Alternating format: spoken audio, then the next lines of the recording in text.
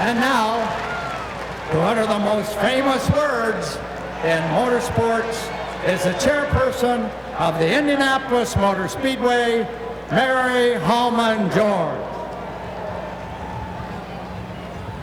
Gentlemen, start your engines.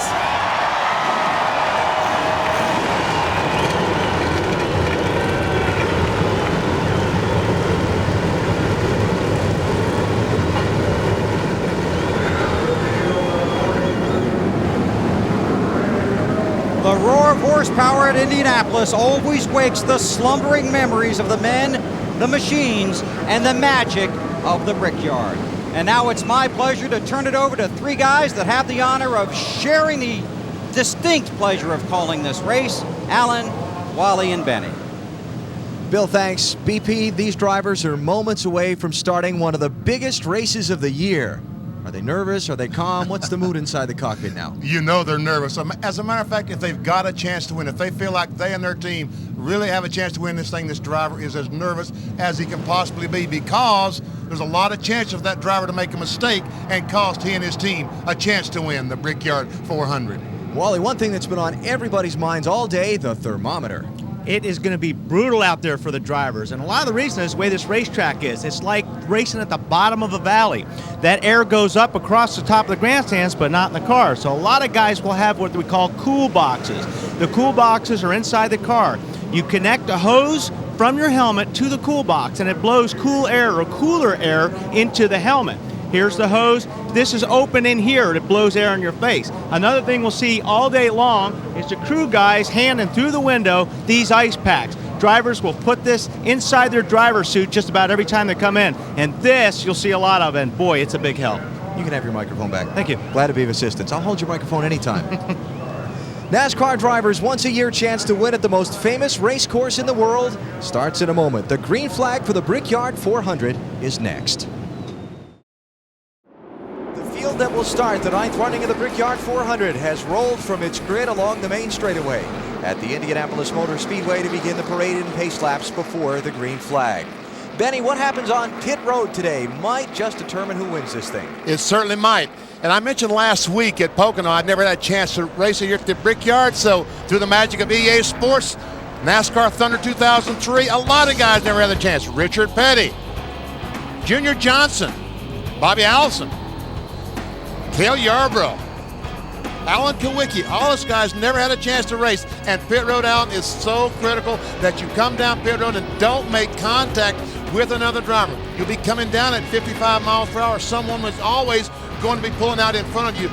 Therefore, a chance you might make contact. And when you leave pit road, you have to stay on the access road, no matter how slow it is, until you get to the backstretch and blend in with traffic. Then you may hoist the trophy.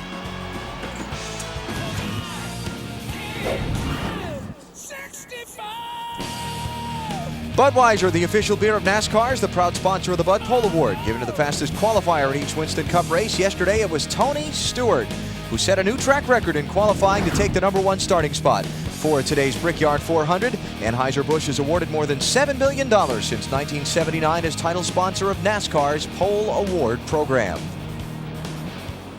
And now the Walmart starting grid for today's Brickyard 400. Tony Stewart, Rushville or Columbus, Indiana, considers both hometowns, alongside Bill Elliott on the front row. On the inside of row 2 is Dale Earnhardt Jr., who last year a collision on pit road cost him a chance at victory, and Robbie Gordon on the outside. Another Indiana boy, Ryan Newman from South Bend, will share row 3 with Steve Park, coming back from the terrible crash at Pocono last week. There's Kevin Harvick and Sterling Marlin in row 4. Marlin, the championship leader, the second place man in points, Mark Martin, starts a position behind him in row 5 with Joe Nemechek. On the inside of row 6, Johnny Benson, a driver who finished 3rd last year and runs very well at this racetrack. Mike Skinner and Michael Waltrip, the Daytona 500 winner, share row number 7. Jimmy Spencer and John Andretti, a couple of Dodgers in row 8. Dale Jarrett's won the Brickyard 400 twice, 1996 and 99. He's back in row number 9 with Matt Kenseth. There's Ward Burton along with Todd Bodine in row number 10. Ward, the winner of this year's Daytona 500. And Jeff Gordon, 31 years old today. He's back in row number 11. He came from 27th to win here last year. He starts 21st today. On the inside of row 12 is Jeff Burton. Let's talk to him on our NBC radio. Jeff Burton, Benny Parsons, how's the car? Well, Benny, we were real fast on new tires. We thought we were giving up a little too much on old tires. So we made some changes this morning, trying to make the Citgo Taurus go really good on a long run. I suspect you'll see a lot of long runs today, and we needed to be better there. So I hope we made the right changes. Like I said, we were just too fast to start, so we had to give up something, and we're going to give some of that up, hoping to get it at the end. This is the same car used last week at Pocono, correct? We didn't test this car here, but we ran so well with it at Pocono that we decided to bring it, and it's been good. It's not been great, but it's been good. As good as my guys are, I'm sure we got some good stuff under it. Try to get this thing to the front. Good luck to you, Jeff. Jeff Burton, who will take the green flag for the Brickyard 400 in row number 12. While you look at the rest of the starting grid, let's mention 4 drivers will have to drop to the rear on these pace laps. You can see them top right of your picture. They are Mike Skinner, Jeff Green, Bobby Hamilton, and Mike Wallace. All made engine changes. That's a violation of NASCAR's 1 engine per weekend rule. That means you've got to start at the back of the pack. Obviously, Mike Wallace starting last already. He's not really given up a lot. He doesn't have to go too far. 7 drivers failed to qualify for the Brickyard 400. There they are.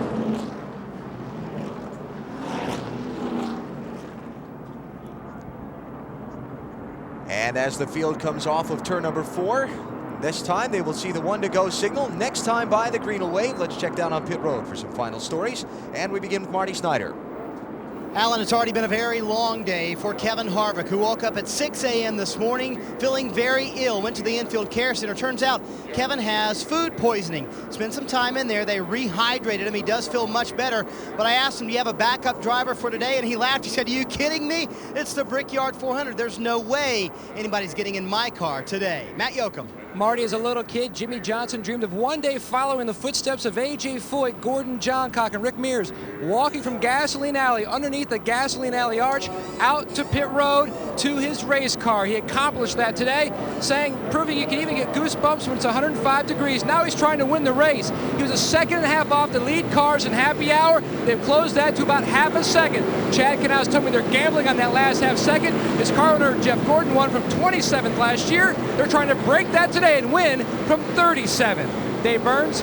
Matt, right behind him in 38th will start Kurt Busch. He had a spin in his qualifying lap, and he had to take a provisional starting spot. I asked him this morning what it meant to start at the Brickyard 400, and he said, I don't want anything to go wrong. I just want everything to go smoothly. This is so big. Last year, he qualified 34th and finished 5th, so he passed a lot of cars. And today's his birthday, but they didn't make him his favorite cake. It's an ice cream cake, and they didn't want to go there in this weather. Marty?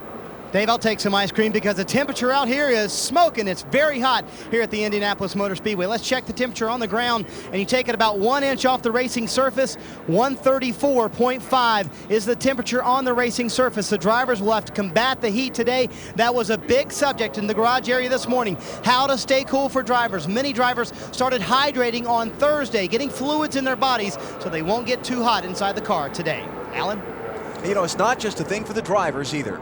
It's for the crews as well, because they're on pit road under almost the same intensity the drivers are under, although it may not be quite as hot inside the pit area. But these guys with those thick uniforms, it's going to be a miserable day for them. It's really hard to get air in these cars. You've got the side window here at Indianapolis, and there's just no air that gets into them. So it's going to be an issue today. There's no doubt about it. And that track temperature, 135 degrees, that's probably going to go up. So it's going to be brutal. A lot of these drivers' seats are right over the header, so you're going to get a lot of heat there. The winner's share of that $7 million purse is a little bit over $300,000 plus bonuses that can be won. You see, it'll take 160 laps to make up the 400 miles. And the big number, you see the pit windows down the bottom. Some teams feel they can get to 40 laps on fuel. Well, if they can, that means they're going to cut out a pit stop. So that could be important. Better than 275,000 fans have been coming into the Indianapolis Motor Speedway since before sunup today. They've all come to see whose name goes on the bricks at the end of the day as the winner of the 9th Brickyard 400. Tony Stewart is on the pole. Bill Elliott is alongside. The fans come to their feet. The pace car heads for pit road, and we are ready to start the 9th running of the Brickyard 400 at Indianapolis. Here they come to the green.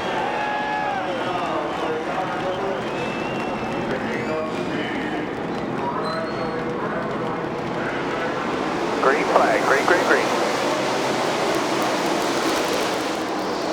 Tony Stewart last night was very upset with his car. Almost contact between he and Bill Elliott as Elliott tried to get to the bottom of the racetrack in turn 1. Those guys know that's what they have to do. They need to get to the bottom, especially on these first few laps. The bottom lane is going to be the fast lane. This first lap always especially tense at Indianapolis.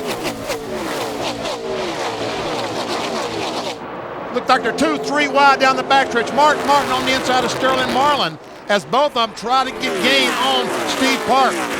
Robbie Gordon wide. Here's Dale Earnhardt Jr. for third.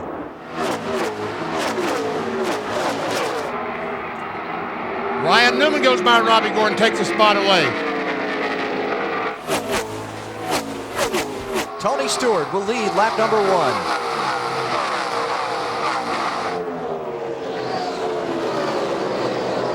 Bill Elliott settles into second. Dale Earnhardt Jr. third on the break. Then Ryan Newman and Robbie Gordon. Then you've got Kevin Harvick, Mark Martin, Steve Park, Johnny Benson, and Sterling Marlin.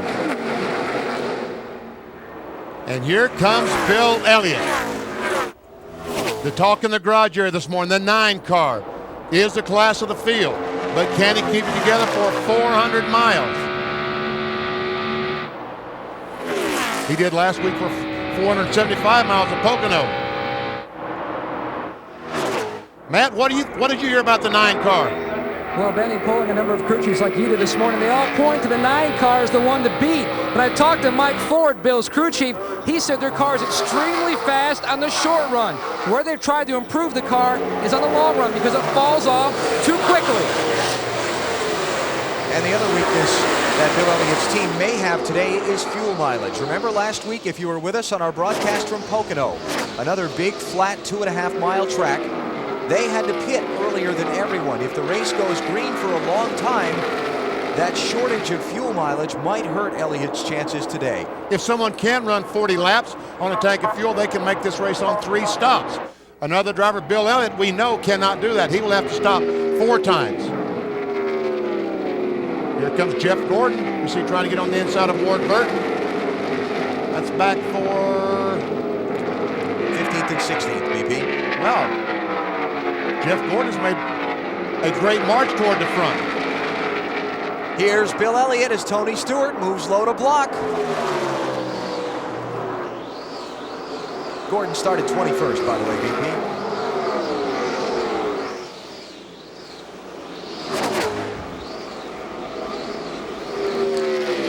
Bill Elliott's car looks really, really good behind Tony Stewart. He's not getting any of that aero push that we've been talking about so much yet.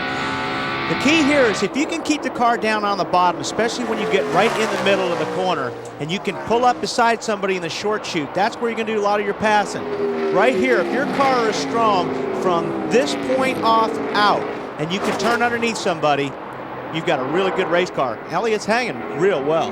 And aero push is a term the racers use a lot at a racetrack that's fast like this. Aerodynamic push. The 20 cars going through the air. We see Bill Elliott trying to get alongside. The 20 cars going through the air, and the air does not come back on the nose of the 9 car like it would if he was by himself. So therefore, he's not getting the downforce that he needs on the front of that car to push it down and aid the car in turning. Aerodynamically aid the car in turning. So therefore, they call it an aerodynamic push or shorten it to aero push. You see they've put a pretty good gap on 3rd place Dale Earnhardt Jr. Stewart and Elliott have. Got it by about 1.9 seconds last time they went by the start-finish line. Here's Mark Martin starting to work on Robbie Gordon. That'd be for 5th place. Martin in the 6, Gordon in the 31. Robbie ran the Indianapolis 500-mile race at this track back in May. Wow, look at Mark close on him. Yeah, he got off a 4 real well. A terrific run on Robbie Gordon. And there's nothing Robbie Gordon can do except when he gets to the corner, back off and let that 6 car go, pull in behind him. And hope that he might slip up the hill, get off the throttle, and you can pass him back. It did not happen with Mark Martin.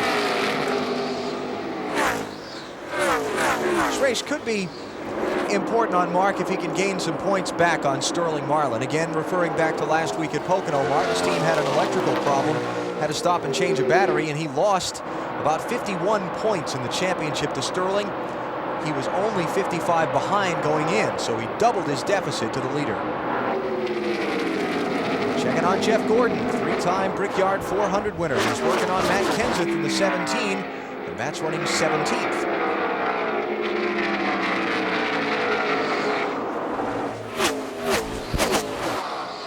Actually, check that. Looks like to me Kenseth has just passed Jeff Gordon, so he gave up one of the spots that he had gained.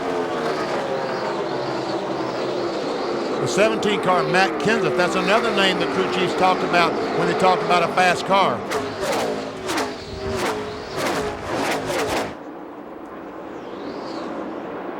So we are cleanly through the opening 7 laps of the 9th running of the Brickyard 400. Tony Stewart is the leader. Of today's 9th running of the Brickyard 400 as you see it live on NBC. You know, the Indianapolis Colts of the NFL play just across town in the RCA Dome. That stadium pales in comparison to this. Our Circuit City track fact, you can put 44 NFL football fields within this racetrack's infield. Even got 4 golf holes in there.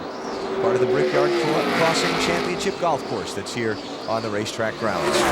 Got us a nice little duel for the race lead. Yeah, he's been working on, sorry BP, he's been working on him. And what we talked about earlier, see how he cut underneath him getting off the corner?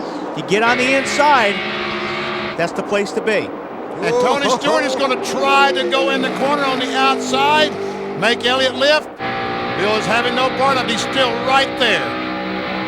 Now he's got to give. Oh, Bill's getting loose on the bottom there on the inside. And Stewart hangs on to the lead. That's pretty strong. How many times do you see side? Oh, there's trouble. Brett Bodine and Mike Wallace off turn 2. Caution. First caution of the race. They were running 39th and 40th, respectively. Boy, Brett's got another car on fire. Another car on fire. He's trying to get the thing started. That was fire out the exhaust on that car and heavy damage to Mike Wallace's car. Mike driving for A.J. Foyt in that number 14. Got the very last starting spot in the field. Hit the softer barrier. Looks like just off the exit of 2 there. That'd be the first one, right? Yeah. First stock car. There have been no crashes in any of the testing that was held here over the last month. No crashes in Friday's practice or yesterday's practice and qualifying. Just about peel the sheet metal or the skin off the 11 car. Obviously you can see that. And there's the impact. Safer barrier, steel and foam energy reduction. Hopefully cushioning the blow for whichever of the 2 hit the outside wall, if not both of them.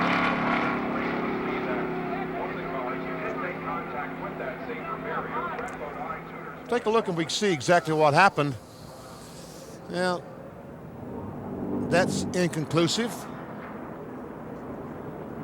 The crash had already started. Now, what caused it to start? See Ted Musgrave going by, Bobby Hamilton, the 55 car, and Kenny Wallace. Another shot. Ooh, Mike Wallace just went straight right. Yeah, he was coming off a 2 there, and it looked like something either broke or he had a tire go down. Whenever a car shoots up to the wall like that, that's very unusual. Boy, he went right in. Brett Bodine makes the left turn into the garage. There you see the track officials inspecting the foam behind that barrier to make sure no repairs are needed. And pit road is going to get busy. That's amazing. I'll tell you what, these pits look a lot more narrow than it was on that EA Sports deal. Oh, they do, don't they? Just 11 laps complete and almost the entire field is in. Matt? Bill Elliott comes into pit road in the 2nd position. A gas and go only for Bill Elliott. He was extremely happy with his race car. Meanwhile, the 6, he wanted to tighten up his race car. A half a round of bite to Snyder. Tony Stewart with a 2-tire change, and he races his way off pit road. Got a fresh water bottle. No chassis adjustments for the leader. See Jeremy Mayfield back changing right sides on his car.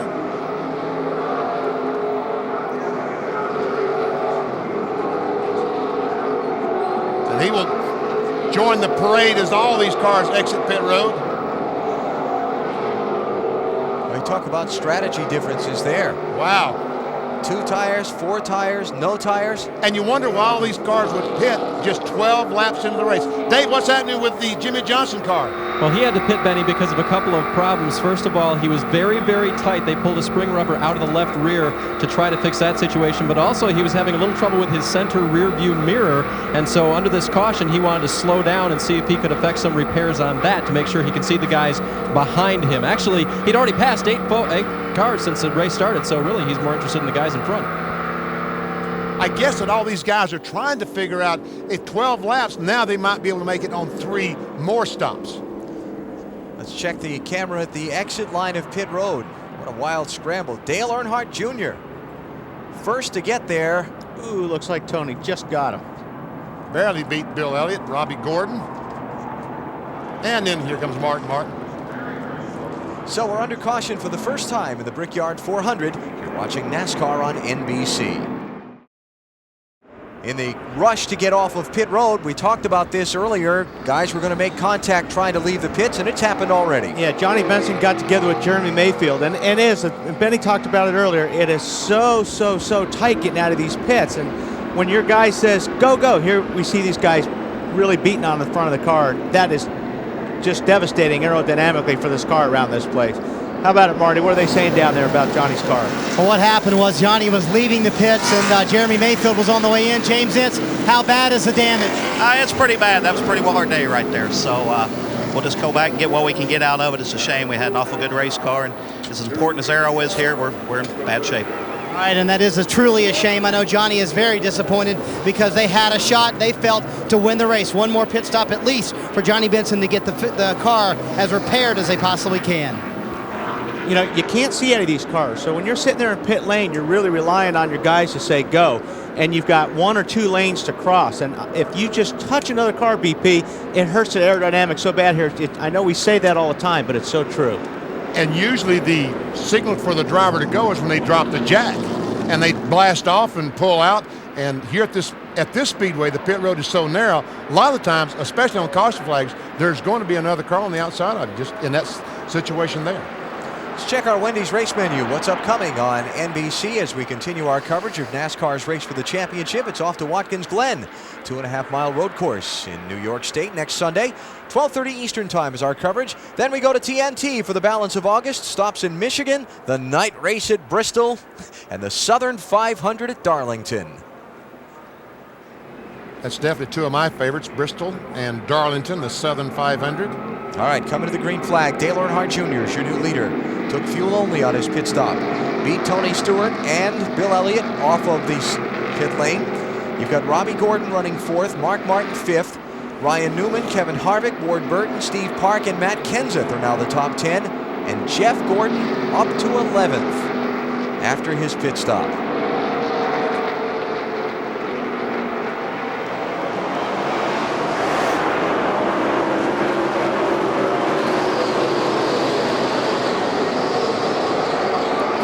A lot of blocking going on there already.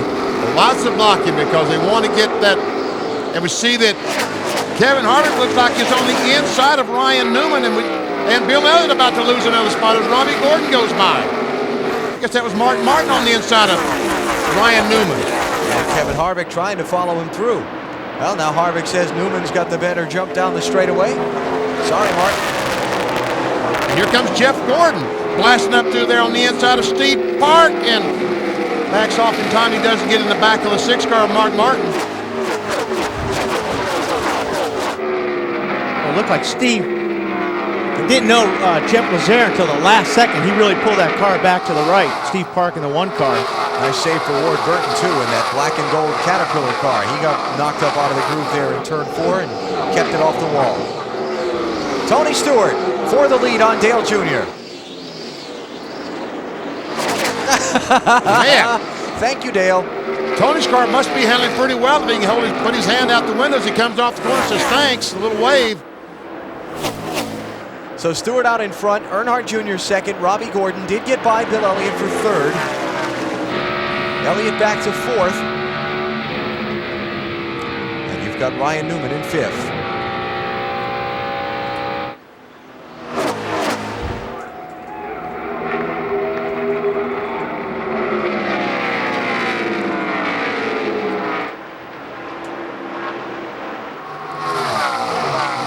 Watching some of the lead pack come through, checking on the championship leader, Sterling Marlin. He's back in 10th spot now. We eavesdropped on his communication with his pit crew just a moment ago. This thing is tight as it ever has been. Terrible tight. I mean, it's bad. Whatever you want to do, Leroy. You want the track bar or wedge or both? I don't know if we can get them. Both of them. Do the track bar, Lee. Just do the track bar. If the gas man can get the wedge, let the gas man get the wedge on the left. That was just before the pit stops. And you know, they talk about communication between the driver and the crew chief being so critical. I don't think anyone there misunderstood what Sterling Marlin said. It's really tight. Terrible. Yeah, when you say do everything, yes, that's tight. What do you want to do? And you give you two options. Do them both. Again, Marlin running back in 10th spot now. He started the race in 8th, so he's lost a couple of positions. His championship rival, Mark Martin, is running 7th. Pretty impressive run for Jeff Gordon, just in front of Marlin there too so far. And you saw where Gordon stood in relation to Marlin in the championship at this point in the race. You know, Jeff Gordon and those guys have been confident all week that their car was going to run okay. They tested what you got on Jeff Gordon, and I'll tell you what, tell the folks what you don't tell them. Well, Benny, you're exactly right. They were very confident. In fact, Jeff made it very clear after practice yesterday that he thought this car would race well. Tony Gibson said they made a small shock adjustment this morning before they rolled the car out on the grid. The car is very, that's a quote, tight in traffic, especially when he's behind more than one car. But Jeff didn't want to make too many changes when they came in because he had been in so much traffic. It was 2 right side tires and fuel for the 24. You know, and they came up and tested a couple of weeks ago, bought a brand new car and an old car, tested them, neither one of them ran well, so they brought back a third car, and they didn't run very well at Pocono with another car. So I thought they would struggle here this weekend, but so far it's not been that big a struggle for Gordon as he's in 9th spot. Jeff Gordon's record here at the Indianapolis Motor Speedway in the Brickyard 400 is spectacular, to say the least. 3 wins, 5 top 4 finishes, 6 top 6 finishes, and 8 tries. Not too shabby. You'd take that, wouldn't you? Yes, I would. Checking out Mark Martin as he works on Kevin Harvick. Martin in the 6, Harvick in the 29. And there you see Gordon's numbers.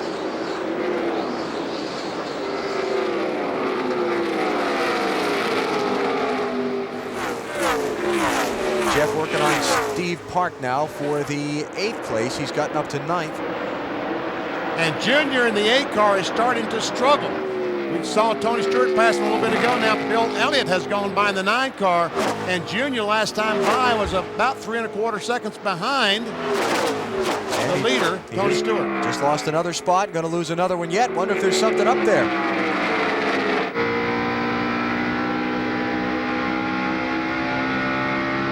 Didn't take tires on his pit stop, but some of the guys he's racing with didn't either. Tony Stewart is the leader of the Brickyard 400 at the Indianapolis Motor Speedway. He's got 1.2 seconds on Bill Elliott. You're watching NASCAR on NBC. Tony Stewart continues to lead the Brickyard 400. We've passed the 50-mile mark already in the race. Log on to NBCSports.com and see where your favorite driver's pitting. We've got a pit map up there for you for today's Brickyard 400. Plus, Wally Dallenbach looks at the very competitive battle for the Winston Cup Championship. It's all at NBCSports.com. Mike Wallace treated and released from the infield care center after his crash moments ago, and you saw Brett Bodine drive his car back to the garage. Dale Earnhardt Jr.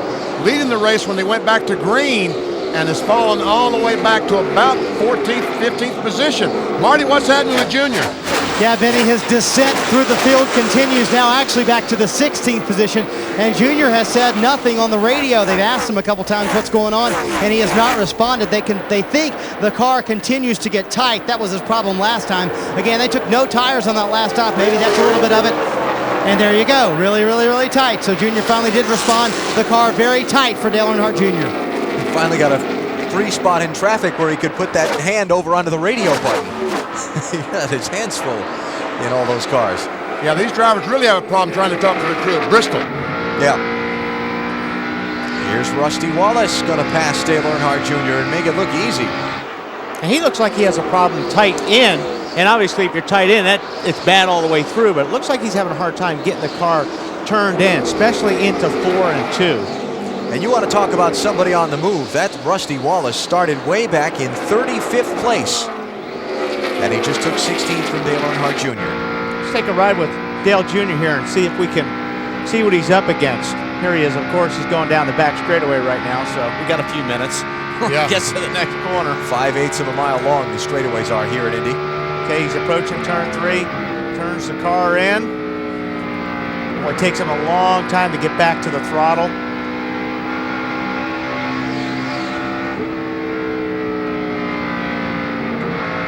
Right there. That looks like the car doesn't stick too good. How fast was he going, BP? Around 190. You see the red all the way up to about 196 miles per hour. Let's watch down the front straightaway. Might be a little bit faster. Yes, 198 miles per hour as he enters turn 1. And we can see a lot of movement in that hand to try to get the car to go to the left. And it looks like as soon as he picks the gas up, the front of the car starts sliding. So it's a power push, we call. As soon as you hit the gas, the front starts sliding, especially off the corners here, like we just saw. And you can see that Junior is hot in the car down the straightaway. He lifted his visor on his helmet to try to get a little bit of breeze in there. I think he stuck his fingers in there and maybe wiped some sweat off his brow, too, off his nose.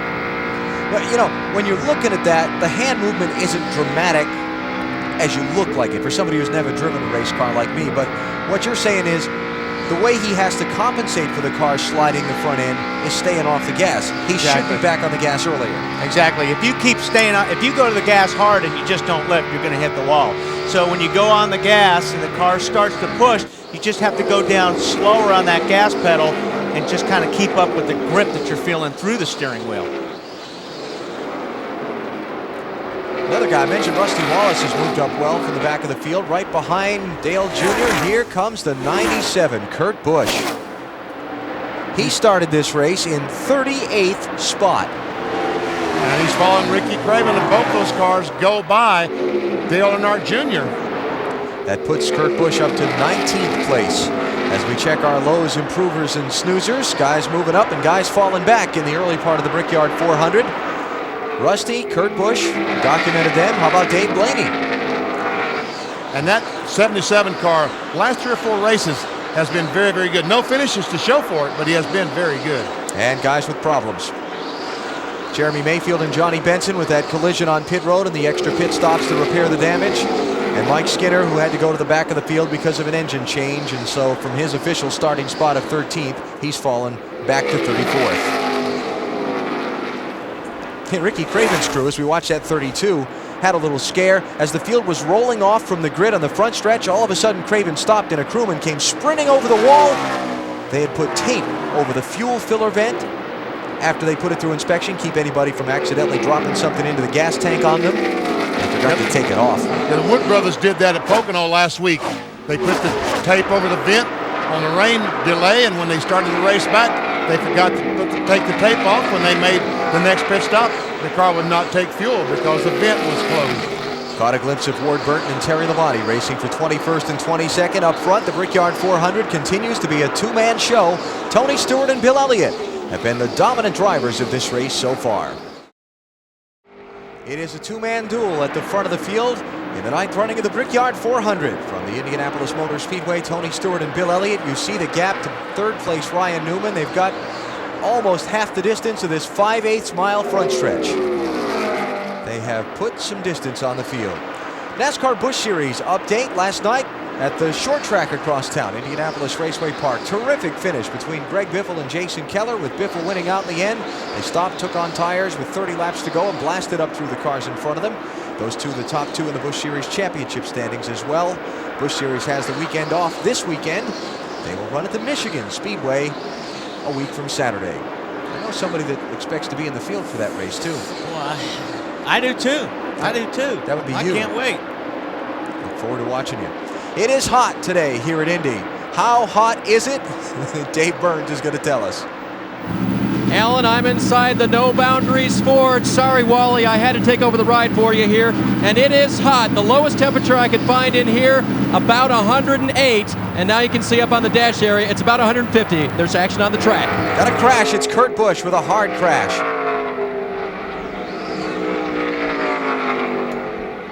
That's too bad. He was flying. He was running very, very well. Looks like he might have tested that safer barrier one more time. He was in 17th place at the time of the accident, after starting the race back in 38th.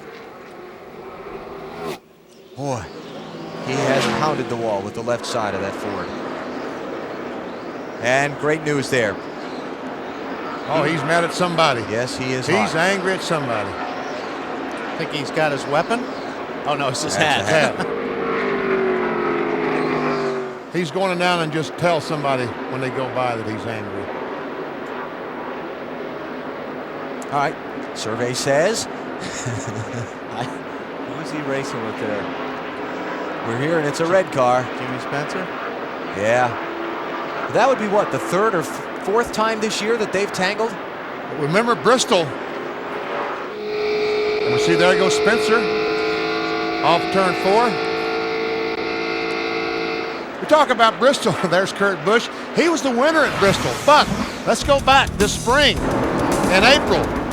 Spencer makes a little contact with Kurt Busch, gets on the inside, takes the lead, just a few laps to go. Kurt Busch goes down in turn 1. Says, okay, Jimmy, out of the way you go, I go by and win the Bristol race. Spencer almost wins. And they've made contact a couple of more times since then on the racetrack too. Because it was at Phoenix. Didn't that last year? The start of it last year at Phoenix. All right, here's what happened today at Indy. At the very top of the screen, Kurt Busch is on the inside of Jimmy Spencer. Down that long straightaway, Kurt moves over to get some air between the two cars. Get to turn 3. Ooh. He just booted him out of the way. Wow, that's not good. No. I mean, here you got a guy coming, okay, he passed him clean, and you can see the car was slowing up in front of you. I don't think Kurt's going to let that one go over too easy.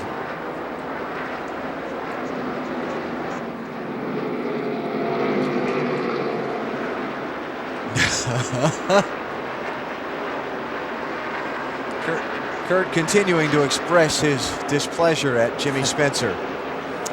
Leaders come to pit road. Stops will be as they complete lap 37. And we go to Bill Weber. It'll be 4 tires, no changes on the 24, which starts off tight but gets freer. But a problem inside the car. Gordon's oil pressure gauge is broken. It is pegged to the max. They told him don't worry about it. It's not the gauge. The tires look very worn coming off this car. Matt? Bill Elliott second on the scoring pylon, second on the screen. No chassis adjustments for the 9. Bill said the car was a little bit free in open air, but then the car was a little bit tight when he got close to other cars. They're putting on scuffs, Marty. Ryan Newman on the bottom of your screen in the 3rd position. The car is tied in 1 and 2. They did make a wedge adjustment. He is fine in 3 and 4. Tony Stewart, 4 tires and no changes, and Stewart will keep the lead as he wins the race off pit road. A great stop for Bill Elliott, 14.5.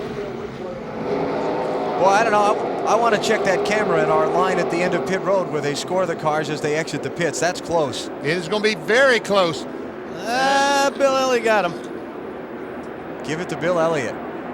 By about 3 feet. And by the way, Kurt Busch has been invited to have a visit to the Big Red Truck for his on-track demonstrations. I think one was okay, another one was not. So was the NASCAR showboating, maybe? Yeah, the NASCAR officials want to have a little chat with him in the principal's office after the race. I've been is over. invited there a couple times. I'll bet you have, at least more than once in your career. Bill Elliott has taken over the lead on pit stops here at Indy.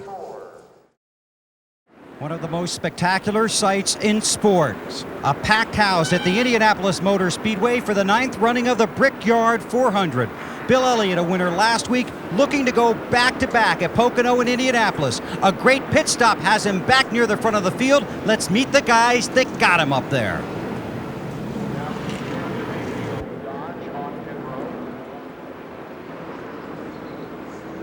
Scott Ward, front tire changer from Ukiah, California. John Gaynor, front tire carrier, Vancouver, Washington. Todd Colburn, jackman, Saline, Ohio. Brady Turner, I'm the window man. I'm from Columbus, Ohio. Rodney Rhodes, gas man, Chesapeake, Virginia. I'm Jim Pullman, rear tire changer from Oaklawn, Illinois. Hi, I'm Derek Jones. I hold the catch can from Albuquerque, New Mexico. My name is Phil Gould. I'm the rear tire carrier. I'm from Kendall Park, New Jersey. This morning, I talked to car owner Ray Evernham. He owns the 9 and the 19. I asked him if this could be his day and Bill Elliott's day for the second straight week. He said, we need a few breaks to go our way, but yes, it could be. Under caution at the 9th running of the Brickyard 400. We'll be back to Indianapolis. You're watching NASCAR on NBC. We're 100 miles into the Brickyard 400 for 2002. You see the accident scene as they pick up Kurt Busch's car now inside turn number 3 and try and check that safer barrier, make sure things are still good to go for the resumption of this race. Well, it looks like the guys are getting in the trucks, driving away, so it looks like it's holding up doggone well because that was a very heavy impact. One of the concerns about these different types of barriers is their ability to withstand a hit and allow the race to be carried on. Another look at the accident. That's Kurt Busch in the Rubbermaid car. Gets a bump from behind by Jimmy Spencer. And bam, and that's the worst kind of wreck for a race car driver, that left side crash. And we saw Kurt Busch quickly jump out of his car. And he was okay. A spring goes bouncing across the racetrack. I think the adrenaline helped him get out of the car that fast, too. Being mad. Look at the driver's side of that car. And that emphasizes the point. They are not soft walls. They are safer walls, but they're not soft. No, because there's a lot of damage to that car. Here's our Coca-Cola family of drivers having a pretty good day so far. 6 of them in the top 15. 3 in the top 5. Bobby Labonte's moved up from the rear of the field. He started in 37th. John Andretti, Indianapolis native, kind of struggling here at the Brickyard today. Terry Labonte in the Kellogg's car runs in the 19th position now. He started 31st, so he's made a nice move up through the pack. You know, this year is Tony the Tiger's 50th birthday. Did you know that? Happy birthday, Tony. Oh, it's just all year. It's not today. Yeah. Like Jeff Gordon or Kurt Busch. Boy, what a birthday present Kurt Busch got, huh? Tony the Tiger and Kellogg's are celebrating the great Tony the Tiger Awards to recognize kids who demonstrate the spirit of achievement.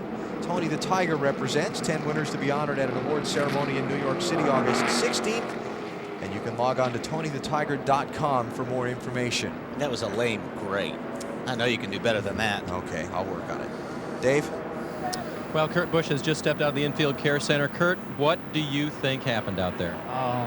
Just been having troubles with turn 3 this weekend. In qualifying, we spun, and that put us in a bad position back there with the decrepit old has-beens, I guess. It's just been a tough way. I mean, when he calls out what he's going to do and then actually goes out there and does it, I mean, I guess he's a never-was is really the term that we need to bring up today. But real unfortunate, we had the car to beat. We were going to the front. Rubbermaid, very sorry about it. We'll go back and work at it next week. I mean, it's tough when you bump somebody at 100 miles an hour, and then when they come back and bump at 200 miles an hour. So if that's the way that Jimmy Spencer is, we know how he is, and we're not going to play like that. All right, Kurt, I want to ask you one more question regarding the safer barrier. You hit it. How did that feel? You're the tester. Yeah, I was the first one to test it out. I'm okay. I guess it did its job. I knew it was going to be a hard hit. I braced myself. You know, the lessons that we learned as far as Dr. Melvin and the things that he's implemented with us, it's great that I can walk away from a wreck like that, backing it at a 200-mile-an-hour rate. What did it feel like, Kurt? It felt bad. I mean, there's nothing that you can say that would describe exactly what happens except for standing in the boxing rink and having a heavyweight just knock you upside the head. All right, that's what happened to Kurt today. We're back going green, Alan. Bill Elliott now the leader. His crew got him the advantage over Tony Stewart on the exchange of pit stops. And I guess that's pretty fair, just a heavyweight. I think it's a heavyweight, 2 heavyweights in the ring with you hitting you from both sides at the same time. I think one thing we've established clearly from Bristol to today, we've got us a little feud going. Yeah, I think you are right. Kevin Harvick, 29 car, looking to get a spot from his teammate, Robbie Gordon. That'll be 4th place. Tell you what, Robbie keeps throwing those blocks. That's going to catch up with them here. Matt Kenseth in the 17, looking to follow through. If they hang him out like that, there's going to be a lot of guys that are going to get through. Especially if they line up on the straightaway and draft by him. Kenseth is through. Here comes Mark Martin in the 6. And what, about a dozen, 15 cars, all in a line 2. Here's Dale Jarrett. Mark Martin goes down to block Jarrett to make sure he doesn't get on the inside and make it 3 wide. Well, Robbie Gordon's going to turn left in a minute. He's going to get frustrated with all these guys going by, and he's going to have to turn left to try to get back in line. And the big brown truck moves up a spot. Okay, it's a call. He doesn't want to race the truck. He doesn't want to race the truck. But here's what I was talking about. These guys are lining up right now, and Robbie's going to have a tough time getting down on that low line. Also, it's a little bit dirtier up there, although he may get a break here. Nope, Sterling decided he's going to go back down with Rusty, but it's hard to turn back down. It looks like to say you can be clear. Rusty gave him a break there, but it's hard to just turn down to the bottom of the racetrack. Jeff Gordon running in 9th place. We eavesdropped on his communications with his team a moment ago. He was talking with him about how his car's handling in traffic. That thing started out tight those first 3, 4, 5 laps, something like that, with them right sides, right? That's 10-4. Did the tightness stay in it, or did it kind of come out? I know you kind of kept getting in cleaner air there. You know, in clean air wasn't bad, but it stayed fairly tight. You know, it just depends on how close I am to other cars. And, you know, at the beginning of those runs, even though the tires are new, I'm right behind them other guys. 10-4. As Robbie Loomis, the crew chief, back and forth with Jeff Gordon on the radio. Todd Bodine, the Discover 26 car, on the inside of Jimmy Spencer. It was 15th place. He made the pass 4.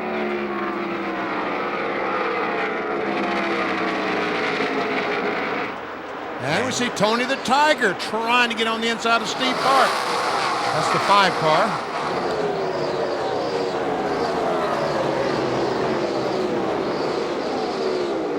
You know, watching Jimmy Spencer here and talking about an on-track feud between he and Kurt Busch. What's NASCAR's role in stopping this and settling it? Well, do they let it play out and let you know, the wild, wild west, justice will take care of itself, or do they have to do something and step in here and say, okay, enough's enough? My guess is that they've got to step in. If it's, again, this is we had an incident in Bristol back in the spring.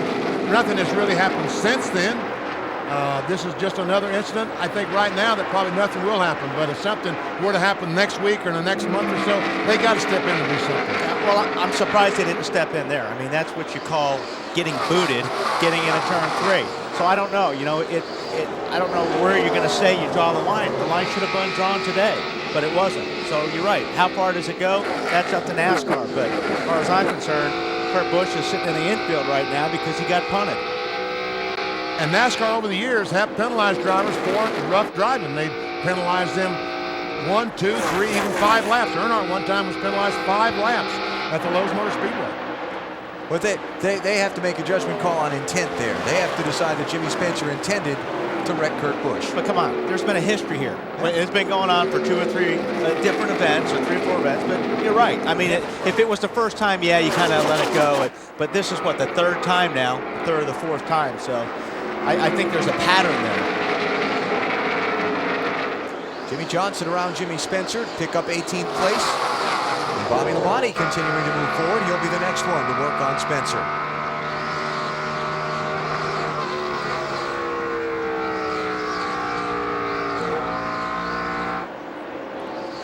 Bill Elliott trying to put some distance on Tony Stewart and the rest of the field. We are past 100 miles in the Brickyard 400 at the Indianapolis Motor Speedway. Caution is out for a 3rd time in the Brickyard 400. Geoffrey Bodine has crashed hard.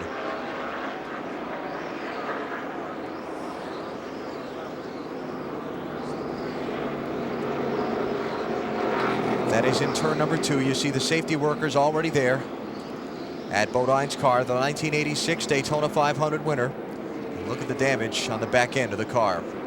We see him hand his helmet to one of the safety workers. You know, the amazing thing is that was fantastic. Those guys were there about the time he stopped. These guys are the best. These guys are the best at Indianapolis on getting to a wreck. Geoffrey waves to the crowd as he gets out of the car. I'm trying to pick him up right here. It looks like he just gets loose getting right through that corner there, BP. He just got loose getting in. He goes up, hits the outside wall. Boom. And then he really comes across and hits the inside wall, probably harder than he hit the outside, it seems like. Bang. Wow. Listen to this.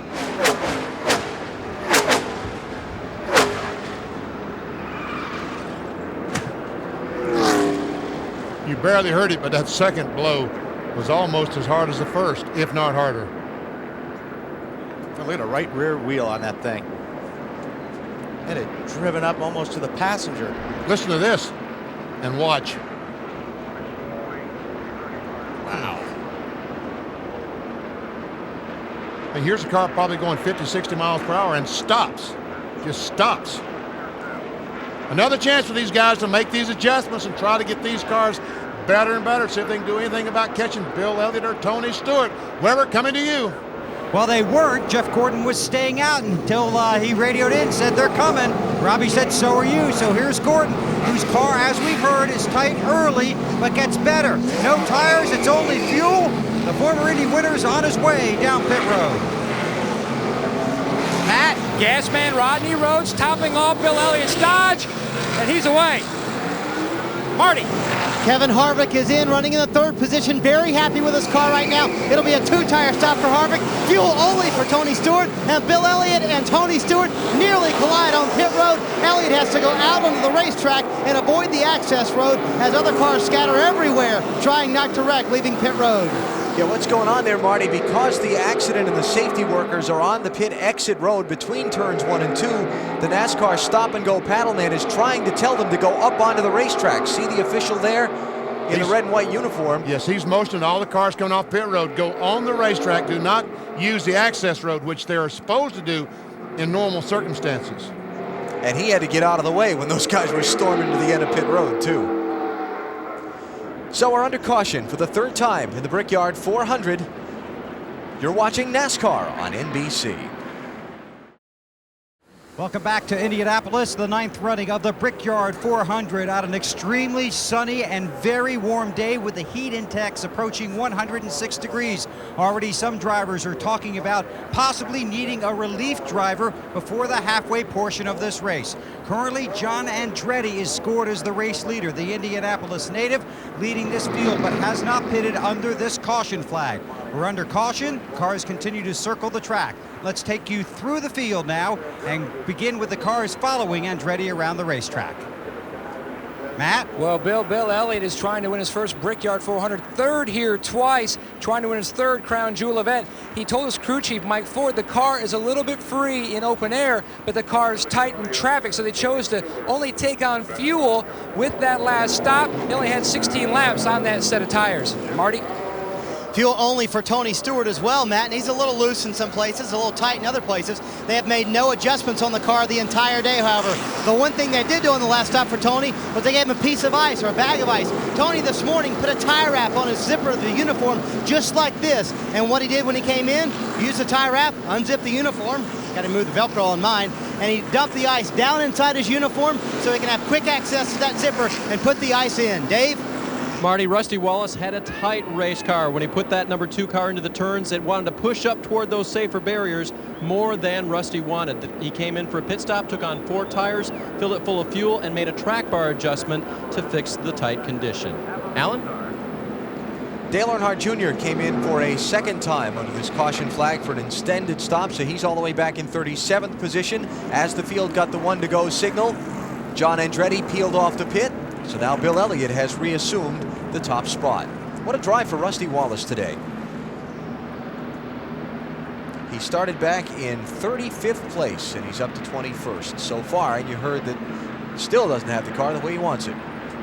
Let's talk about heat for a second, Wally. We saw Dave inside our Ford No Boundaries car showing what the temperature was in that car that's not even out on the track at full speed. Yeah, you can add another 10 or 15 degrees to that temperature, which I can't, was it 153 or 154 Dave was showing us, something like that. So, yeah, these cars are really hot right now. And another problem with the ice is you have to tape those Ziploc bags shut, because 9 out of 10 times the ice will spill all over the bottom of the car on the handoff from the team to the driver.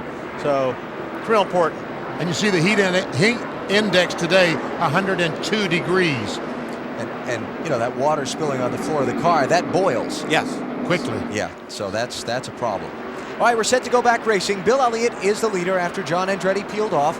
Tony Stewart, Matt Kenseth, Jeff Burton, Mark Martin. Gee, a little Roush flavor there to that top 5. Kenseth, Burton, and Martin all driving for the Cat in the Hat.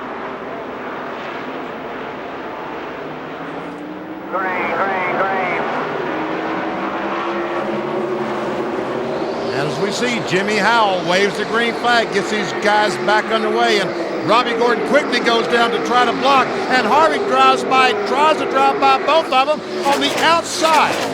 Now that was a gusty try by Harvick. Not done yet.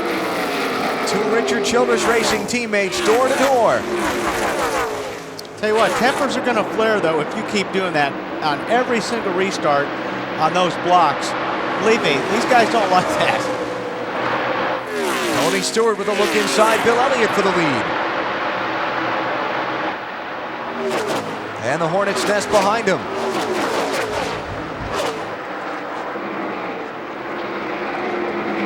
Well, Harvick got by Robbie Gordon. That's Jeff Gordon's turn to try. Here comes Dale Jarrett to the inside of Ryan Newman. Going to be for 9th and 10th spots. Doug Yates, the Robert Yates' son, told me this morning in the garage area, this 88 car is really good today. Expect him to be up front when the race is over. 2-time winner here at Indianapolis is Dale Jarrett. Geoffrey Bodine treated and released from the infield medical center. After that hard crash, good news there. South Bend, Indiana's Ryan Newman running just ahead of Dale Jarrett.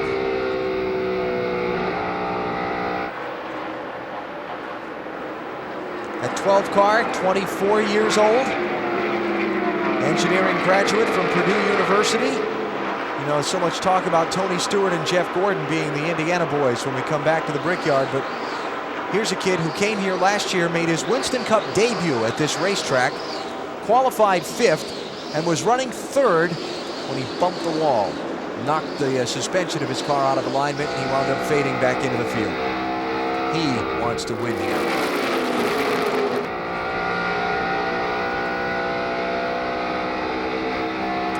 You're right, he does want to win, so he obviously wants to go up and catch these guys and go past Bill Elliott for the lead. But right now, I think the bigger issue is, can he keep Dale Jarrett, the 88 car, behind him? Again, Newman is in 9th, Dale Jarrett's 10th. We've got the 40 of Sterling Marlin there, the championship leader. He's in 11th. Kenny Wallace just on pit road and off under the green flag. Vibration reported from his crew. Ryan Newman has gotten better and better as this season has gone on. I guess we call that the experience factor. I think that is experience. Working with his crew, with Matt Borland, the entire crew, learning more about these heavy stock cars, 3,400-pound cars. And when they talk, when he and his crew talk, there's a couple guys with engineering backgrounds. They talk engineer speak. Yeah. At Chicago, I'll never forget him going in the corner and said it's in yaw going in turn 3. First time I'd ever heard that, to explain loose. Yeah, that 12 car is handling really good on the straightaways right now. He pulled away from the 88 car on the straightaway. You don't see that too often. All right, well, let's see what kind of RPM and mile per hour that DJ might be turning down the front straightaway. We saw, what, 198 before? 200, 201. 201 miles per hour. And you saw over 9,000 RPMs. There is a breeze blowing straight down the front straightaway, so we'll see more RPM and more mile per hour down the front stretch than we will the back. Looking ahead, Ryan Newman working on Jeff Gordon for 8th place.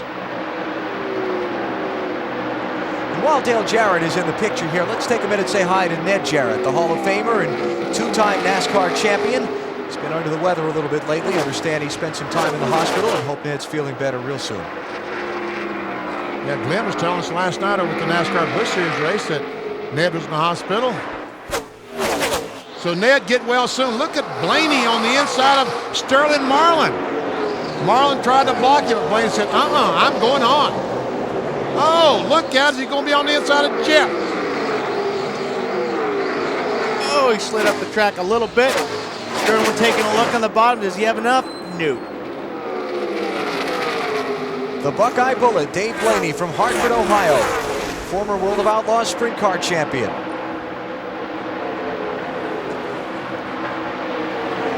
Working his way through his 3rd season of Winston Cup competition. High of a finish so far this year. 9th place out of the California Speedway near Los Angeles. Starting today in 33rd, he's up to 11th. Sterling tried putting the block on to Steve Park, but wasn't too successful. I guess it was successful. So far, we see Terry Labonte trying to get by. Bill Elliott and Tony Stewart have dominated the Brickyard 400 so far. We are 61 of 160 laps complete. You're watching NASCAR on NBC. Better than 275,000 have jammed the Indianapolis Motor Speedway to see the 9th running of the Brickyard 400. Change on the leaderboard. Bill Elliott is still on top. The new 2nd and 3rd place cars. Matt Kenseth, the 17, has moved into 2nd.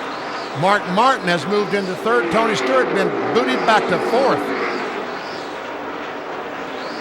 Let's make our singular call to the pits. We'll go to pit road and Matt Yoakum. Alan, with heat, a major concern, not only on pit road, but also in the race car. Mike Ford asked his driver, Bill Elliott, Bill, how is the interior of the car? How are you doing? He says, Mike, I'm rather comfy in here. He hasn't said a whole lot. That means good. They can make it on 2 more stops.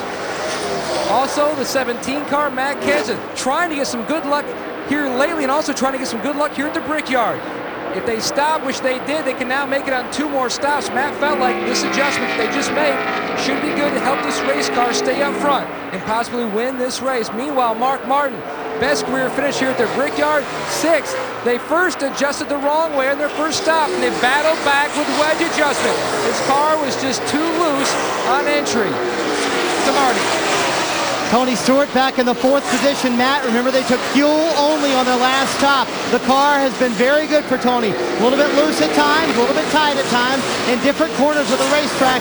Depends on which way the wind is blowing. He says those are affecting his laps a whole bunch. Also behind him, Kevin Harvick. Remember, Kevin battling food poisoning today, a little bit sick in the car. The team asked him, how do you feel? He said, I feel fine. The car is great. Starts free at the beginning of a run, gets a little bit tighter the later it runs. 3 straight top 10s for this team. Behind him is teammate Robbie Gordon, a little bit tight. Richard Childress on the radio said, be patient. We have a good car and we can win. These guys have had 2 top 10s in their last 3 races, Matt.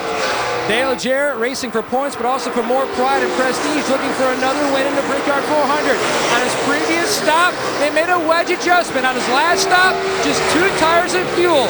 No changes on the 88 car, Marty. Ryan Newman speaking that engineering talk that we were talking about just a little while ago, currently running in the 8th position, just picked up a spot. A little while ago he said, I'm 3/4 tight. Now he says I'm 1.5 tight. That speaks to his crew chief Matt Borland, who's also an engineer, to say the car's getting tighter the longer he goes. Dave. What a great run for Dave Blaney running 9th. He started 33rd, and they haven't made hardly any changes on the car all day. On the last stop, they changed 2 right side tires. Bill? Jeff Burton changed 4 tires on his first stop, 4 tires on his second stop, but no tires on his most recent stop. That's why he's getting passed by a bunch of guys, including Sterling Marlin, who just goes around. Burton's in the 99 car. It's the same car that they ran last week at Pocono. Caution. Yeah, this is for debris on the racetrack, Bill. It'll be the 4th yellow flag of this Brickyard 400, and it'll come out at lap number 68. And we saw Jimmy Spencer in the middle of all that as we were going through the field, and there you see the debris on the racetrack. Spencer, during our commercial break, had a flat tire or something. I think it was a flat left side tire. Made an unscheduled pit stop and is now a lap down. He thought it was flat, but it was not. Really? Tough mistake there. So Spencer's back in 38th place. Now everybody was just in at lap 52. Do they stop again? Oh, yeah. I think they're all coming. You think so? We just heard a lot of people say they can make it on 2 more stops. Not from here, though. No, they're going to have to stop. I think Jeff Gordon is really in a pickle right now because he stopped and only gassed only the last time, and he's fallen back to 13th. So I think that he's going to probably, if any of these leaders pit, he will come in and get 4 tires.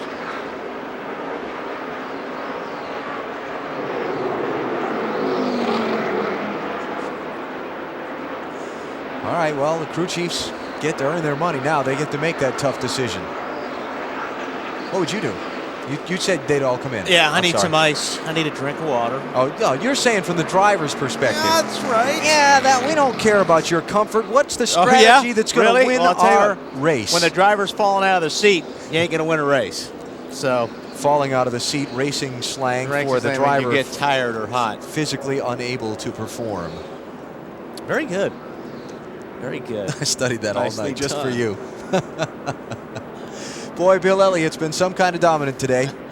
He's led 30 of the 69 laps. Tony Stewart has led 33. Other leaders so far today, Dale Earnhardt Jr. for 3 laps, John Andretti, Jeremy Mayfield, and Kenny Wallace during exchanges of pit stops for 1 lap apiece. Look at all those drivers going down the backstretch with that hand stuck out the window trying to get any kind of air inside that car they can. They'd like to have a big ice pack handed to them, don't you think? If they could just get a fan blowing on them, they'd just love it right now. It's so hot inside these race cars.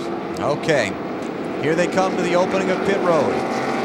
There'll be 90 laps to go this time by. 40 laps is stretching it on fuel. It's beyond the distance of making it on 2 tanks of gas. Who comes in? Let's see. Wally said everybody. I hope I'm right. I got my fingers crossed. Track position is so critical here. Bill Elliott looks like he's coming in. Who fakes and who goes? Jimmy Spencer stays out because he can't legally pit. He's a lap down, and while it looks like you're right, they're all coming. How about that?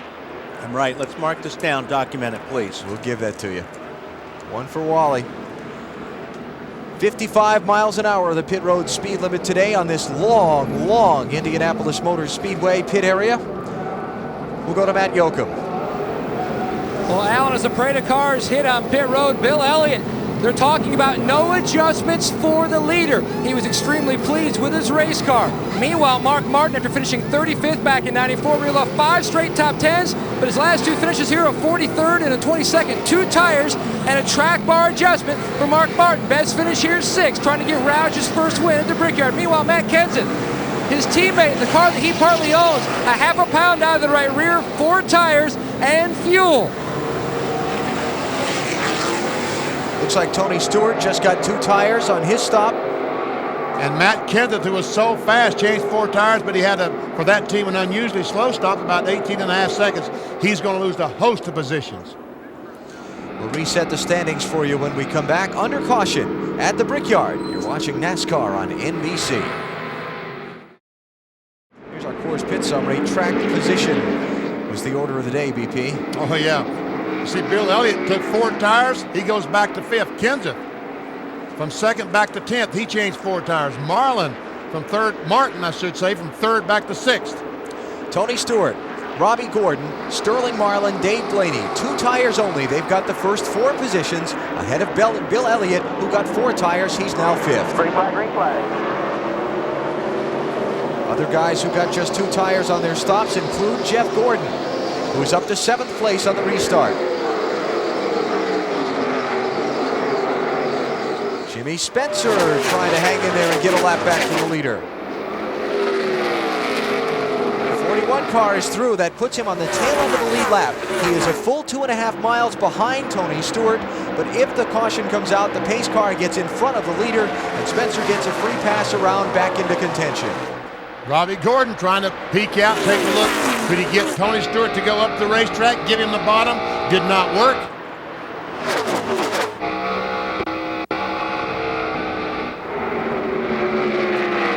Robbie Gordon with a fractured left heel. He went motocrossing with his team last Saturday in Pocono after the final practice session of the day. He went over a jump on the bike and didn't make it all the way. Bike kind of bottomed out on the chassis. He injured his left heel, Marty, and he's got to be in some discomfort. He is in a little bit of discomfort, but he feels pretty good inside the race car, Alan, and he's wearing a special shoe that has aluminum in the bottom of the left heel, and that protects him, A, from the heat, from it swelling even more, and it also makes him feel a little more comfortable. So he's got that special shoe on. He has taken care of the ankle this week and is wrapped very tightly today so it won't swell anymore in the great heat they're experiencing inside these cars. One of those cool little things that they unveiled, it's almost like a personal scooter on 2 wheels. You stand on it, move the handle, and it rolls. You know what I'm talking about? They spin in all kinds of directions. Hey, Robbie had one of those in the garage this morning. That's how he was getting around here. That'd be the Segway? Yeah. Yeah, I think that's the name of it. I saw him on the Today Show. That's, you know. And that's what he has? Yeah. Jeff Burton, 99. Ryan Newman, 12. And Terry Labonte in the 5. This is 12th, 13th, and 14th. And Jeff Burton's 99 car obviously not as good as it was last week at Pocono. Great run for Terry Labonte. 31st to 5th in that 5 car. 2-time NASCAR Winston Cup champ. Really hasn't had a whole lot to get excited about this year. These guys didn't run that good at Pocono early either, though. No. I mean, you know, it took them 3/4 a race. Steve Park in the 1, moving up on Mike Skinner in the 4. All right, here we go. Bill Elliott on the inside of Sterling Marlin. Takes that spot away. He's been able to get by Dave Blaney a couple laps ago. And you see the leader, Tony Stewart, has put Jimmy Spencer in the 41 car a lap down again. Bad news for Tony Stewart. Here comes Bill Elliott. Why should he expect any different? That's the way it's been all day. The two of them been up front. My right front fender, take a look at it next time, okay? Sound like Robbie Gordon there might have some damage to the right front. He's asking the spotters to take a look at it. Obviously thinks or maybe made contact with someone. Here goes Elliott. Boy, he could just turn that car under people off the corner, can he? And that's what you got to have here. That is a perfect car in Indianapolis. Pretty strong 9 car, Matt. Alan, when Mike Ford and the Dodge boys were loading this race car to go to Pocono, Mike joked and said, if we go to Pocono and win the pole and win the race, we're going to have to take this car to Indy. Well, guess what? That's exactly what they did. So when the car got back to the shop, the team worked until almost 3 a.m. until Tuesday morning, stripping this car of the chassis components, taking it down to the bare metal. They worked to all-nighter almost every night this week because this is the best car they felt like they had for Indy. A marquee event that they want to win for Dodge. They felt like they missed out on giving Dodge their first win back in Winston Cup, but a Dodge has never won here at the Brickyard. They'd like to have that honor. He is shooting off that corner. Well, he is really, really running right now. But again, he has 4 fresh tires. Tony Stewart only has 2 right sides. Makes a big difference with the adhesion to the racetrack. And Tony Stewart's rearview mirror is full of the big red Dodge. Here comes Elliott. See if he makes a move off this corner.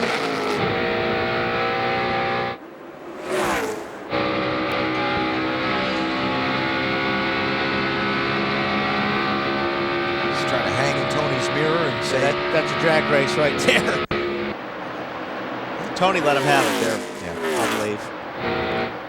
That's why, leaving himself there in Tony's mirror saying, hey, I'm faster than you. Do you want to race me for it or you want to let me go? Right, because, eventually it's going to happen when a guy's got 4 tires.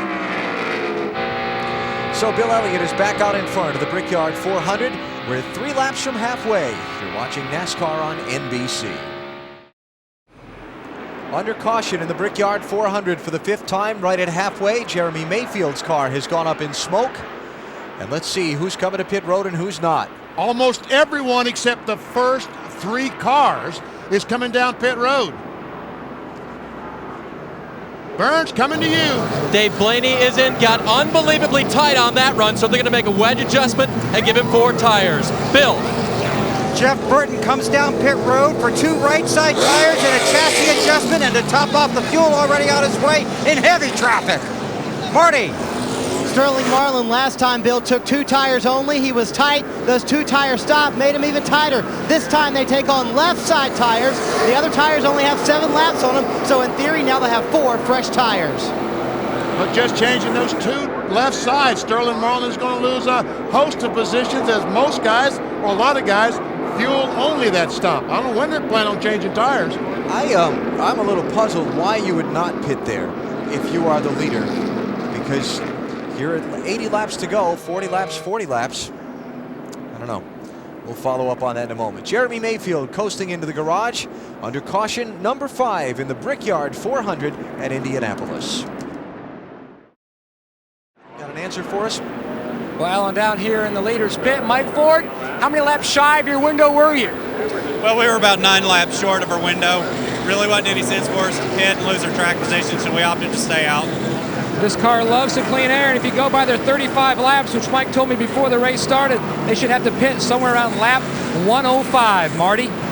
Well, let's ask Greg Zippadelli, so why did you guys not stop? We were talking, and I didn't hear Tony say anything. Kind of assumed we were coming in.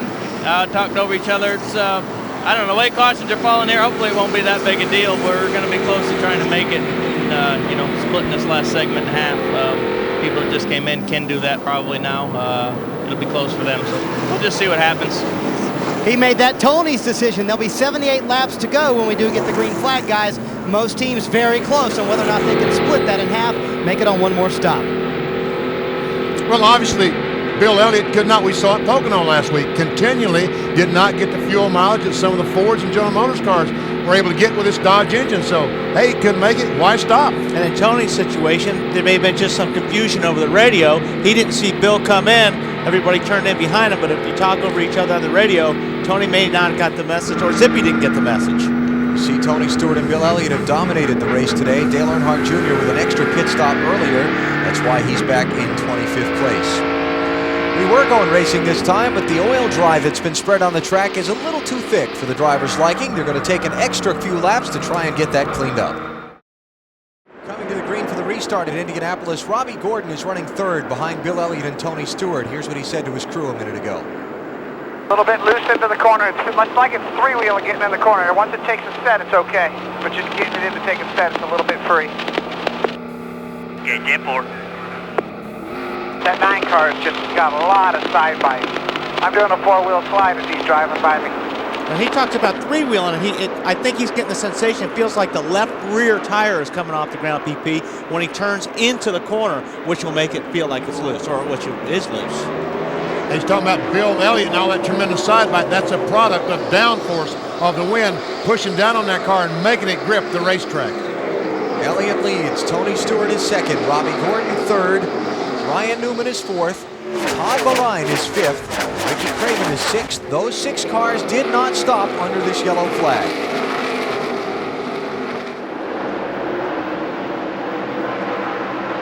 Everybody else on the lead lap did. And there are 36 of the 43 starters still on the lead lap, past halfway here at Indianapolis. You see Elliott leaving the car there. A lot of that's got to do with when you're under yellow, you pick up a lot of garbage on your tires. And after the restart, he felt he probably slid the car in 1 and 2. So he's weaving the car in the back straightaway to try to get all that rubber and debris off the tires before he got into turn 3. And it looked like he was trying to break the draft on Jimmy Spencer, but I agree with you that he was really truly trying to clear his tires. Robbie Gordon again with that block, this time on Ryan Newman. And Newman makes a late entry trying to get on the inside to get alongside Robbie Gordon. The short straight did not work.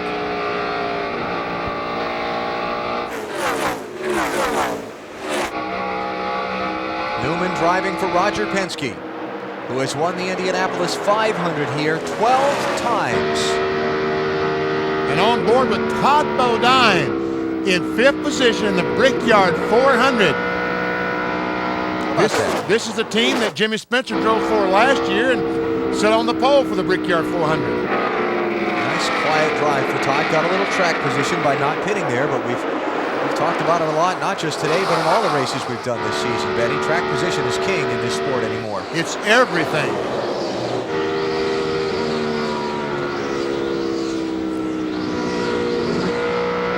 Matt, tell us about Todd Bodine's day. Well, he's been battling a tight race car today, Alan, but the biggest thing he's been battling, like a lot of teams up and down pit road, the heat. In fact, the hottest item on pit road, Ziploc bags. They ran out of them. His PR individual had to go to the catering booth behind pit road to get more Ziploc bags. So like Wally showed us at the beginning of the show, they can put ice in the bag so he can slide inside his fire suit. And what that actually does, it actually keeps your heart cool, and it keeps your blood down, and or your blood cooler, and it helps tremendously. I mean, I know there's a lot into the cool boxes, the cool suits and things like that, but that simple bag of ice really works. You just got to keep replacing it. When it's as hot as it is today, you need it about every 15, 20 laps. Robbie Gordon working on Jimmy Spencer. That 41 car is the first one a lap down. He's in 37th place. That's going to hurt him there. He slid up high, got in that loose stuff. Newman got a real run on him. Talking about that loose up, some of the drivers were talking to me this morning about the new grooves that they diamond cut the surface of this racetrack to try to take all the bumps out of it. And the grooves go around the racetrack, and they felt like it was really grinding a lot of rubber off the tires, and that rubber obviously would accumulate just outside the groove. 3 wide, back in traffic. Jeff Gordon slipping by both Dave Blaney and Mike Skinner. There's that put Gordon. That puts Jeff up in the 18th place. Bill? And it has been a struggle for that team throughout most of the day. Last pit stop, they put on 4 tires because the pit stop previous, Jeff said 2 tires just do not work. With 2 tires, the car will not handle. So they put on 4, made an air pressure adjustment, but he's back in traffic. And we learned early in this race, in traffic, that Chevrolet, after making that nose adjustment earlier this year, mandated by NASCAR, is not very good. Ooh, Mike did the same thing Gordon did there last lap. Got in the slippery stuff, but he's hanging on. So that debris is not as bad as the driver I was talking to this morning felt like it was going to be. If it had been bad, Mike Skinner, Robbie Gordon, both those cars would have spun out up that high. There's Ward Burton, Daytona 500 winner in the 22. Trying to put a pass on Mike Skinner in the 4. Johnny Benson got damaged on the first pit stops when he and Jeremy Mayfield collided. That's Benson in the 10. Well, Skinner, I mean, even though they're racing back in the pack for about 20th spot, there's so many cars there, he cannot get back to the bottom of the track. And if you're out there by yourself on the straightaway and you got 2 cars lined up underneath you, you're not going to out-drag them down the straightaway. Those 2 cars are going to run faster nose to tail than 1 car. And you see both those cars made the pass, even with the damage on Johnny Benson's car. So that puts Mike Skinner back to 23rd place. Johnny Benson to 22nd, Ward Burton to 21st. 32 is Ricky Craven. One of the guys who did not stop under this last caution, Matt. And Alan, he's dropped 2 positions since that restart. Now back down to 8th. Mike being the crew chief, listening to Ricky on the radio as he drives by. You stayed out, Mike, for 2 reasons. Why? Well, we can't make them fuel cars another stop, so we just stayed out there. You know, we really worked on his tide board all day. You know, we closed shocks, opened shocks. We're still a little free in right now. We're gonna have to next stop about lap 110. You know, we're going to have to tighten it up just a little bit more, just see what we got. After finishing 31st, 34th, 16th, 17th, 34th, and 41st, he scored a 9th last year. He's trying to get his 2nd straight top 10 here at the Brickyard this afternoon. And he buried that fender on that left front tire there, getting into the corner. You see when Ricky Craven just hits the brakes a little bit, the front of that car really came down hard, and it looked like the tires hitting on top of the fender well when he does that. Notice the white numbers on the 32 car, a different look than we're used to seeing out of the Tide ride this year. That is because they're doing the old retro thing. Tide celebrating its 15th anniversary of sponsoring a race team. This is a throwback paint job, if you will.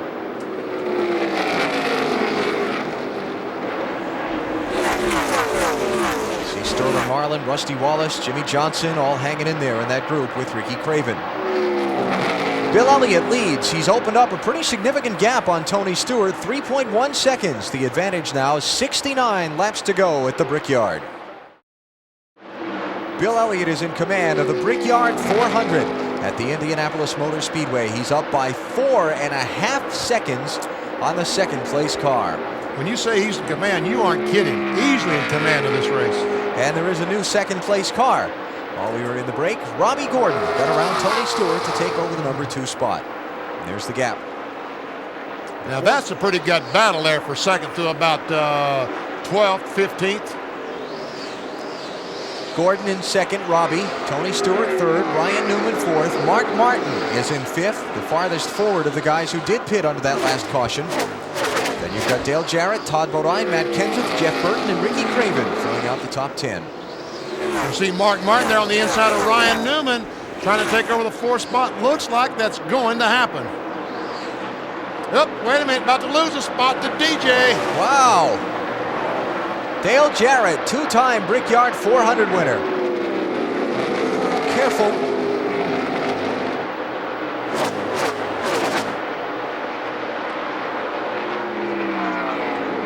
See Ryan Newman's hands inside that car?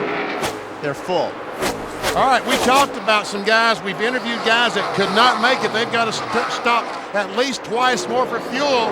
Mark Martin stopped this last time and topped off. Can he make it the rest of the way, guys? Well, Ben, let's talk to his rookie, Ben Leslie. Ben, you did stop. Can you guys make it on one more stop? Yeah, I think so. It's going to be tight, but this Viagra team has done a great job all day long. You know, it's going to be close. Jack does a great job on us for fuel mileage. We'll just see how the cards play out. Ben Leslie scored his first career win as a crew chief in the Coca-Cola 600. Now to Marty. Well, Matt, Kevin Harvick's crew chief is Gil Martin. Can you make it on one more stop? Yeah, I think a Goodrich Chevy can make it in one more stop right now. We've put a set of tires on right there that's not agreeing with the car very much. We're pretty tight, so we'll pit sometime around 120 and 121 and make a go of it. Now you would assume that his teammate Robbie Gordon, who currently runs in second, could do the same.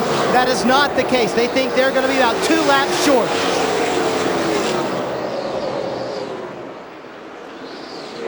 I'll tell you, Mark not only getting great fuel mileage, but his car is fast right now. Really fast, yes. Unfortunately, he lost that position of being the first car, the farthest forward car that pitted and can go on one more stop when Dale Jarrett passed him there. Yeah, but I think he pulled out there. Oh, trouble. Casey Atwood. Caution. Another driver's side impact into that safer barrier. Normally, at this track, the way these corners are laid out, if you get turned sideways getting into the corner, that's how you're going to hit the walls here at Indianapolis. And the 6th yellow flag of the Brickyard 400 will slow the field. You see Casey dropping the window net there as the safety workers are there. 62 laps to go. Now what do you do? I was going to say, BP, I'm looking at BP with my hands open like, all right, now what? Oh, you got to come in, right? You're inside your window. Well, Bill Elliott and those guys that did not stop the last time, yes, they've got to stop. The guys that stopped earlier, no, they're not going to stop. They're going to stay on the racetrack, keep that track position, and stop one more time. Elliott has led 52 of the 98 laps that we've run so far today. As we check out what happened to Casey Atwood. This is turn 1. Casey looks like he got in there underneath the 8 car. Earnhardt looks like maybe lost a little of the air on the spoiler, and that happens here when you're running real close to another car. You're down on the inside, you lose the air on your car, which makes you loose. And what happened when he got loose, he backed off the gas and Rudd ran in the back of him. Right. See, as he chases it up the hill, I don't know, maybe that angle doesn't show Rudd. The first angle we saw, I thought Rudd got in the back of him. But from that angle, I'm not sure. Looks like he just got the air off the spoiler, as Wally said. Well, let's see. Is there contact or not? Yeah, I think so. I saw the rear of the car come off the ground there, BP, so you're right. Either way, he was in trouble, whether Ricky hit him or not. Yeah, I mean, I think he was already going that direction, whether or not Ricky got in the back of him. Casey has climbed from the car. And I tell you what, I applaud the Speedway for those safer barriers, because that's a couple of times today, about 3 times we've seen cars make just heavy contact with the wall, and every time we've seen the driver get out of the car. Sure, they're heavy contact. It is heavy contact, but they're out of the cars. Who pits? Who doesn't? Everybody. I can't believe everybody's going to pit. Pit crews head-to-head here for track position. Matt Yoakum. We talked all morning before the race and also at the beginning of the race. It could all come down to what takes place on pit road. Dale Jarrett's in. 4 tires and fuel.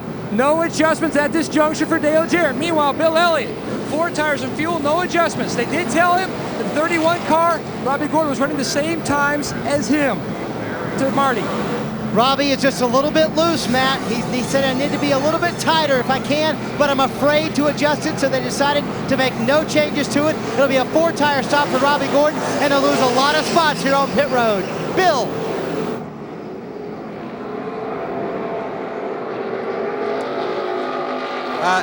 Well, Jeff Burton was on pit road, took 4 tires, and he's gone.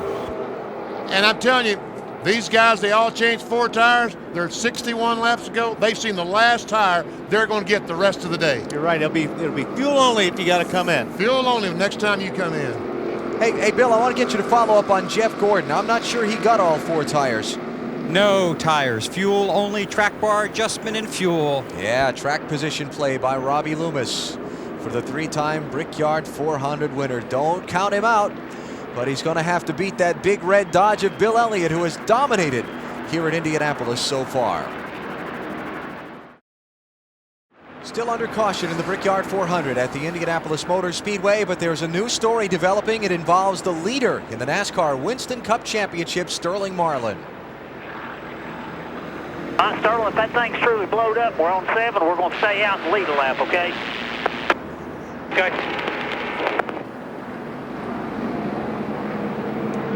And that's exactly what they did. They stayed on the racetrack. They led a lap, got 5 bonus points, and then said, all right, let's bring it down, raise the hood, and make sure that a plug wire hasn't jumped off. There's the problem. Marty, what did they say down there? Well, let's ask Lee McCall. Lee, you got to look at the engine. What did you see? They really ain't nothing we can do for it. It's, we think it's dropped the valve, but, you know, we had a good run going, you know, with Coors Light Dodge. We were just a little bit tight and got stuck back in traffic there. Really wasn't making any progress, but we're making progress on the car. So, you know, we were going to have a decent day, but unfortunately, like I said, we dropped the valve here. We'll just ride around here and collect as many points as we can. A couple things to keep in mind here. Last week, they gained 51 points on Mark Martin in the championship chase. And one other thing, these guys have not lost an engine in a long time now. In 2 years, they've had some failures because of belts falling off and because of radiator problems, but they have never lost an engine internally in almost 2 years. Check it out. Sterling Marlin was ahead of Mark Martin by 106 points coming into the race. As they stand on the speedway now, it's only 7. While they clean up, let's take a break. You're watching NASCAR on NBC. 400 so far before over 275,000. Tony Stewart and Bill Elliott led the field to the green flag. Caution early on. Mike Wallace pounds the wall in turn 2. Collects Brett Bodine in the accident. Both drivers okay, but it was the first test of the safer barrier. On the pit stop, Johnny Benson and Jeremy Mayfield tangled, damaging both of their cars. Here's today's controversial incident. Jimmy Spencer and Kurt Busch, who've tangled before, tangle again with Kurt Busch by far getting the worst end of it, and then for a couple of consecutive laps under caution, expressing his displeasure at Jimmy Spencer. Lap 51, it's Geoffrey Bodine with a wall pounder, not just to the outside wall and the safer barrier, but to the inside wall as well. He's okay after that rough doubleheader. Jeremy Mayfield's day ended with an engine failure. At lap 79, lap 97, Casey Atwood gets loose underneath another car. Ricky Rudd taps him. He crashes into the outside wall. And that is where we are now, the 6th caution flag of this Brickyard 400. Now you can breathe. And the cars are getting ready for a restart. Bill Elliott still the leader. Jeff Gordon now in 2nd spot. Mark Martin in 3rd. And by the way, Casey Atwood has just been released from the infield medical center. He's fine. On the inside, Jimmy Spencer, the 41, still a lap down after an unscheduled pit stop. has not been able to get it back. Sterling Marlin, the championship leader, 34th out of 35 cars on the lead lap. His point rival Mark Martin runs third behind Elliott and Jeff Gordon.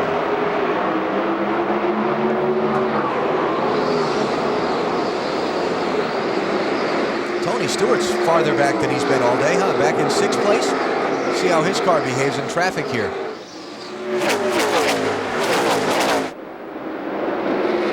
Robbie Gordon goes by Ryan Newman, takes a spot away, and here comes Tony Stewart on the inside of Newman. And they got him on the ropes. They're just going to keep pounding him as Ricky Craven tries to drive to the inside of Newman. Dale Jarrett looking for some running room. He goes by the 32 car on the outside, didn't he? Yes, he did. I think Ricky gave way because Dale had the angle into the corner. You know what I'm saying back there in that? Whatever the reason, he did give those guys some room to get in there. Jarrett's coming. Okay, how about this? Ricky Craven's team gets its engines from Dale Jarrett's team. Okay. I don't know. And a battle for third spot is Robbie Gordon at 31 car. Oh, he gets in the corner too deep. Can Mark get by? No. Tell you what, for having a fractured left heel, Robbie Gordon has driven a very fine race. Well, that last set of tires that Robbie got before this last pit stop, we watched the car through the corners, and the car looked as good as anybody. So they got the thing dialed where they wanted right now. Farther back. Oh, almost some contact between the 99 and 12. Jeff Burton in the 99, 12 was Ryan Newman.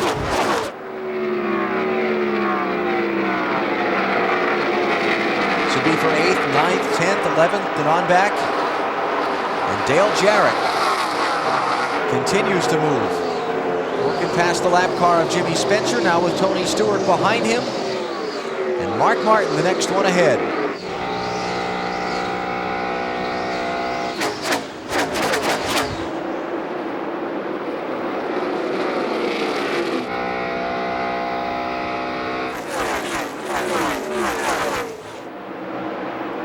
Dale Jarrett has finished in the top 5 in the NASCAR Winston Cup Championship in the last 5 straight years, driving for Robert Yates. His average start and finish in Indianapolis in 8 races is 10th. Plus, he's won here twice.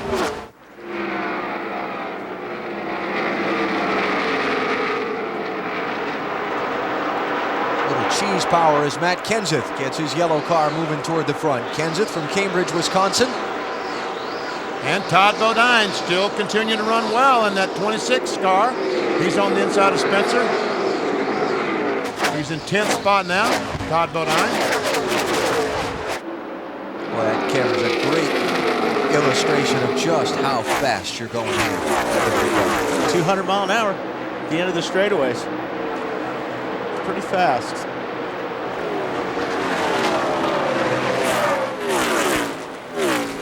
Newman continuing to kind of lumber along there, losing a few spots since the restart. And Johnny Benson has taken his car to the garage area. Remember his crew chief, James Ince, Benson's crew chief, told us way back when he got damaged on that first pit stop that their day was ruined. They were just riding around for points. Look at this. Some serious blocking going on back here. Is that Kevin Harvick? Yeah. That's Kevin Harvick, 29, Jimmy Johnson in 48. And Rusty Wallace in the deuce. That's 12th, 13th. Rusty is 14th. Blaney in the 77, the other car 15th. And comes Park, and here we go. Whoa. There's some serious blocking now. And Mark Martin and DJ both go by Robbie Gordon. Dale's going to stick his nose right up under Mark's back bumper, see if he can chase him up the racetrack. And Tony Stewart goes by Robbie Gordon and just drives up right behind the 6 car.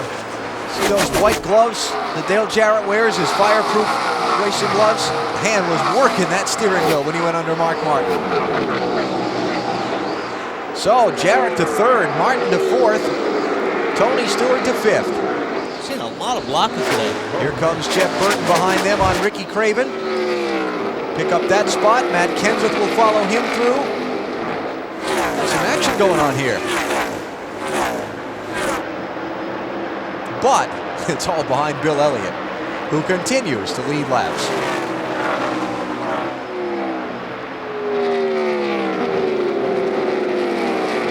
Manufacture-wise, you got Dodge leading, Chevrolet second, a couple of Fords and a Pontiac rounding out the top 5. 4 different manufacturers in the top 5. That's not too bad.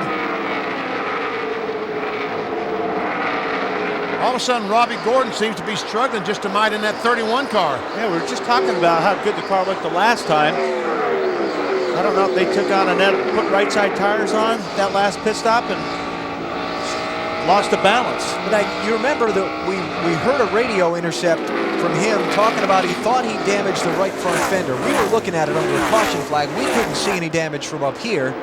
Now the damage, there is some damage right below the right, where it looks like his right headlight is.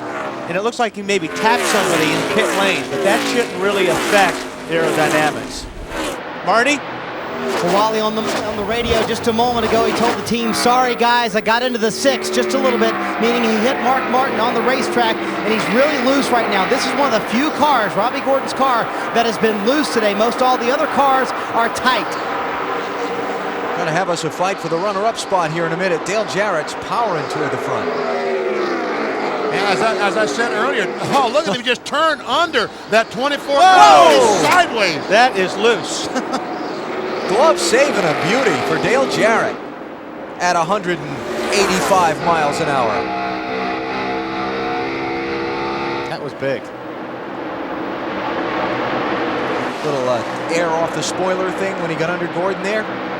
Yeah, it must have been, because he just had so much momentum. He turned under there, and it definitely got sideways. Aerial views at Indianapolis, courtesy of the United States Army, an army of one. Now Mark Martin. Look at Mark do the same thing to Jeff Gordon. Come off the corner and just power up alongside the 24 car. But 24 he doesn't have the rubber these other 2 cars have right now. Right, no tires for him on that last stop. But guess what? I don't know how you can afford to get any tires the rest of the day, because trust me, these guys aren't going to put any tires on. Yeah. Talking about Mark Martin. Bill, what are they saying down the 24 pit? Robbie Loomis, Jeff Gordon's crew chief, doesn't want to have to take tires, but may be forced to. And the situation is Jeff doesn't want to take 2. They took fuel only last time for track position to get him in a situation where they could go on just 1 more stop. And the fact that they had to get out of all that traffic, which was making the car a handful to drive. It was a calculated gamble, looked good early, still doesn't look too bad. It all depends on whether or not we go green or get the caution. I don't know, Bill. I think not taking tires is going to maybe bite them in the end, because right now he is sliding all over the racetrack. If he's got to go 50 laps on those tires, he's going to have his hands full. And he just mentioned that when somebody gets behind him, he's jumped. Yeah, he had no choice, though, because he was in all that traffic and way too tight earlier. So they did the best thing they could do to get track position. Like I said, you had to either stay where you were or try and improve your position, and if you stand still in Winston Cup racing, you're getting past. No, you're right. That's a gamble that they had to take, and they took it, but it's going to be tough for them. Oh, what would you have done, though, if you were back there in 19th and this, look, we're just going to give you fuel, you're going to come out second? Well, I didn't hear all that, but if you're right, track position is everything right now. We talk about it every single weekend, but it really depends on how your car's handling first. You've got to give the car what it needs. If your car's not handling that good and you come in and just take fuel for track position, believe me, that car ain't going to get handled any better because you didn't put tires on it. So it really depends on what the driver says on how that car is. And as you saw from the graphic, by far, Jeff Gordon in the longest winless streak of his Winston Cup career. Right now, things aren't looking good for stopping that streak today. Gordon back to 7th place after losing those 3 spots, but Bill Elliott continues to dominate the 9th running of the Brickyard 400. The fans started pouring in here at 7 a.m. after they launched an air bomb, so everyone know the gates are open. A loud, thunderous noise echoing through the Indianapolis morning. The fans have found their seats. Now they're watching the closing laps of the Brickyard 400, wondering who will be the next Winston Cup star to adorn Victory Lane. It's been an awesome day at the front of the field. Let's take you through the field, beginning with Matt. Bill, Mike Ford is on the verge of possibly winning the biggest race of his career. A big decision earlier in the week to bring this race car that won at Pocono and also won at Homestead last fall to Indy. Right now he's contemplating what strategy to play out in his final stop. Tires, no tires. Right now Bill is happy with the car, but he did say there was some buildup on the tires. They're looking at the air pressure possibly in the front for the final stop. No changes on the 88 car. Dale Jarrett, former Brickyard 400 winner since lap 51. The car was a little bit loose. They did make a wedge adjustment. The car is eating, moving up to the front. He got into Ricky Craven on pit road. They were concerned about some possible damage, but the car is all right. Meanwhile, Mark Martin hasn't said a whole lot on the radio, trying to win the Brickyard 400 for himself and Jack Roush. Best finish here a second. And keep in mind, Mark Martin has never won the championship. He could win the Brickyard 400 and make a huge gain toward that dream. Since he started the 1991 season, 348 races have been run. He's been the point leader at the end of only 2. Tony Stewart runs in 4th, and he's pretty happy with the race car right now. They have said not much on the radio. The car has bounced back and forth between loose and tight all day long. They are talking about 2 tires, maybe no tires on the last stop, and he's made no mistake about it. This is the race he wants to win, Matt. Meanwhile, back in 5th is Matt Kenseth, trying to overcome some bad luck here at the Brickyard, even been wrecked on pit road. The car was loose. They made an air pressure adjustment to try to tighten up that 17 car. Bill. On the last pit stop, Jeff Burton took 4 tires. His crew chief, Frank Stoddard, put the setup back to where it was at the beginning of the race and loosened him up from there. Burton on the radio moments ago, car's getting tighter and tighter and tighter. Matt? Meanwhile, Todd Bodine hasn't said a whole lot about that 26 car that's currently running back in the 7th position. They're looking at their final pit stop somewhere around lap 137 to 139. Bill. Well, this is what Wally was waiting for. I talked it over with the 24 bunch after Wally berated me moments ago. They had no choice. They had to take fuel only. Even if they fall back to 10th or 12th or 13th, they're still 6 to 7 spots ahead of where they were, and you can win from there if you get a break. Marty. Robbie Gordon started this run a little loose off, and he's starting to push the longer he runs. He has never led a NASCAR Winston Cup Series race here. He desperately wants to win at Indianapolis in any race car. About 20 more laps, and Robbie Gordon will be making his last stop of the day, Matt. Ricky Craven trying for a second straight top 10 finish here at the Brickyard, trying for some consistency as well. As crew chief Mike Beam told me, they have done just about everything to that race car. Open up the shocks, close the shocks. The car was loose, but now that the car's in the top 10, Ricky says it's really come alive, Dave. Jimmy Johnson got 4 tires and a track bar adjustment on his last stop. It's better. He radioed in, I've got my line figured out. They radioed back, well, don't wait till the end. Go get him. He's moved from 13th to 11th. Marty? Ryan Newman right now, the set of tires he's on, Dave, are scuffed tires, meaning they've been run before. Next set will be stickers because Ryan does not like this set of tires. Restarted 4th. He has fallen all the way down to the 12th position. On the radio, Roger Penske, his car owner, says, be patient. You still have a good car. And Roger should know he has won 12 Indianapolis 500s. Kevin Harvick following him on the racetrack. Kevin just a little bit tight out there right now. They were going to try the fuel strategy. It's not going to work. They are going to have to stop one more time no matter what. They were one of the few cars earlier that could go all the way. This team has put together 3 straight top 10s looking for their 4th, Dave. Marty, Rusty's boys had a busy stop last time. The car was tight, 4 tires, wedge in the right rear, a rubber out of the left rear, and they removed the tear off from the front. Bad news, the car is still tight. Marty? Steve Park sits in the 15th spot, and if he finishes there, this will be his best finish of the season. The indelible images from last week at Pocono of him flipping upside down. This is a great comeback for Steve Park. I talked to him this morning. He is talking to DEI President or Vice President Ty Norris, working on renegotiating his contract, maybe staying there for a few more years, Dave. Marty, earlier in the day, Dave Blaney's crew changed right side tires 2 times in a row. The first time it was okay, the second time very bad. They took on 4, it helped the car. They took on 4 last time. Now they can play tire strategy at the end of the race, 2 or none. As for Bobby Labonte, former winner here at the Brickyard, he has gotten his car to the point to where they're only making minor changes on his car.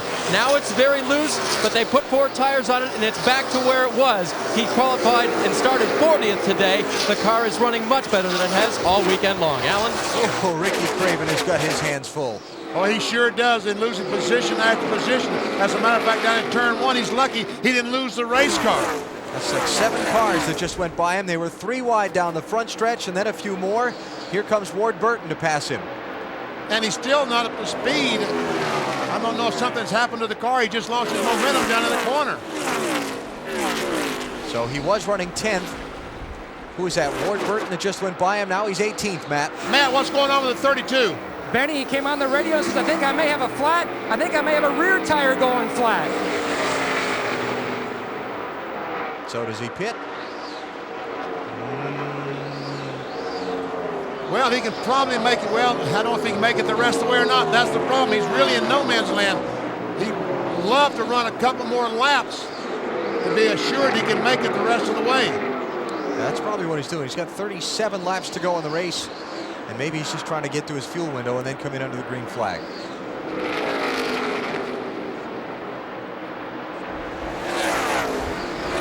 All right, so Craven continuing to struggle. And when that happens, if you think you have a flat tire, BP, a lot of times you have to about a lap or two try to feel it out because you don't want the thing to blow. So that looks like what he's doing right there. And while all that's been going on, you've missed not a thing at the head of the pack. It has been a red kind of day at the Indianapolis Motor Speedway. Bill Elliott has led 77 of the 124 laps that have been run so far. NASCAR on NBC from the Indianapolis Motor Speedway with the 9th running of the Brickyard 400. And the race has gone under the caution flag. Once again, yellow flag number 7 in this race. Elliott Sadler with problems that has dropped debris on the speedway. Yeah, right front tire is the big problem right there. Got some damage on the left front fender as well. What's happening down there, Dave? Well, they came in and they changed that right front tire. Now, this is the weekend that had so much hope for Elliott after he had a great car at Pocono last week. He brought that same car to the Brickyard this weekend thinking it would be perfect. It has not worked out that way. It's not run as well as they thought. And this just makes his day even longer, Wally. Okay. Yep, sure does. Maybe we can get a look at what happened. Here we are riding with Elliott. Looks like he just had that right front tire going down for a while. Right front flat, right front flat.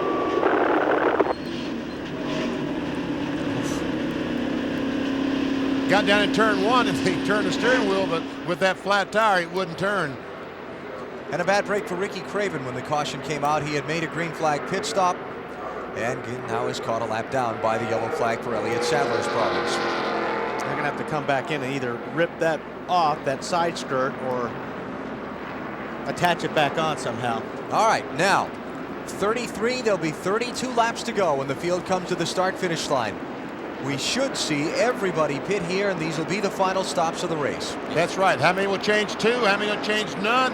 How many will change 4? Very interesting. The pit crews have been sitting in the 90-plus degree heat all day long. Now they have to put out a peak performance to try and get their man out in front, perhaps the winning track position at Indianapolis. Matt Yoakum. Bill Elliott leads the parade down pit road for what could be their final pit stop today. Bill Elliott said his race car is a little bit tight as a 6 car Mark Martin hits and Dale Jarrett hits. A wedge adjustment on the 88 car Dale Jarrett. They pull the tire off. A 2-tire stop for Jarrett. A 2-tire stop for Mark Martin. Elliott, they were going to go with 4 tires, take a half a pound out of both front tires. And Dale Jarrett has a catch can hung in the back of his car. He's got to come back in. Oh, man. Lose all that. There's the can right there. BP's talking about. They're going to come back down pit lane, take that can out, and he's going to lose all those spots. And the penalty for taking the pit equipment with him out of the pit stall, he's going to have to start at the end of the line on the restart. That's going to put Dale Jarrett back in 33rd place. Oh, man, oh, man. And here's a gentleman who had a race car that could have won this race. Well, I don't know. That might be a stretch beating Bill Elliott, but he looked to be the class of the field after Elliott. Wiggle it. Wiggle it harder.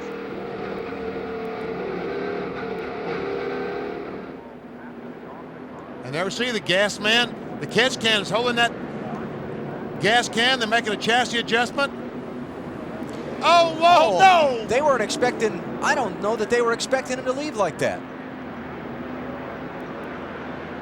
Because the gas man went back for the second can of fuel. Yeah. See, the the catch can man was holding both the catch can and the fuel can.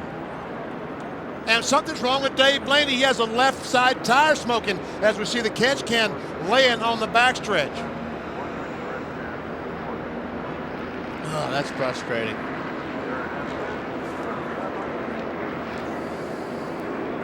Well, he shook the can off, but he still has to go back to the Yeah, he's still going to get the tail end. penalty, because once you leave your pit box with the equipment attached to the car, that's it. It's a penalty.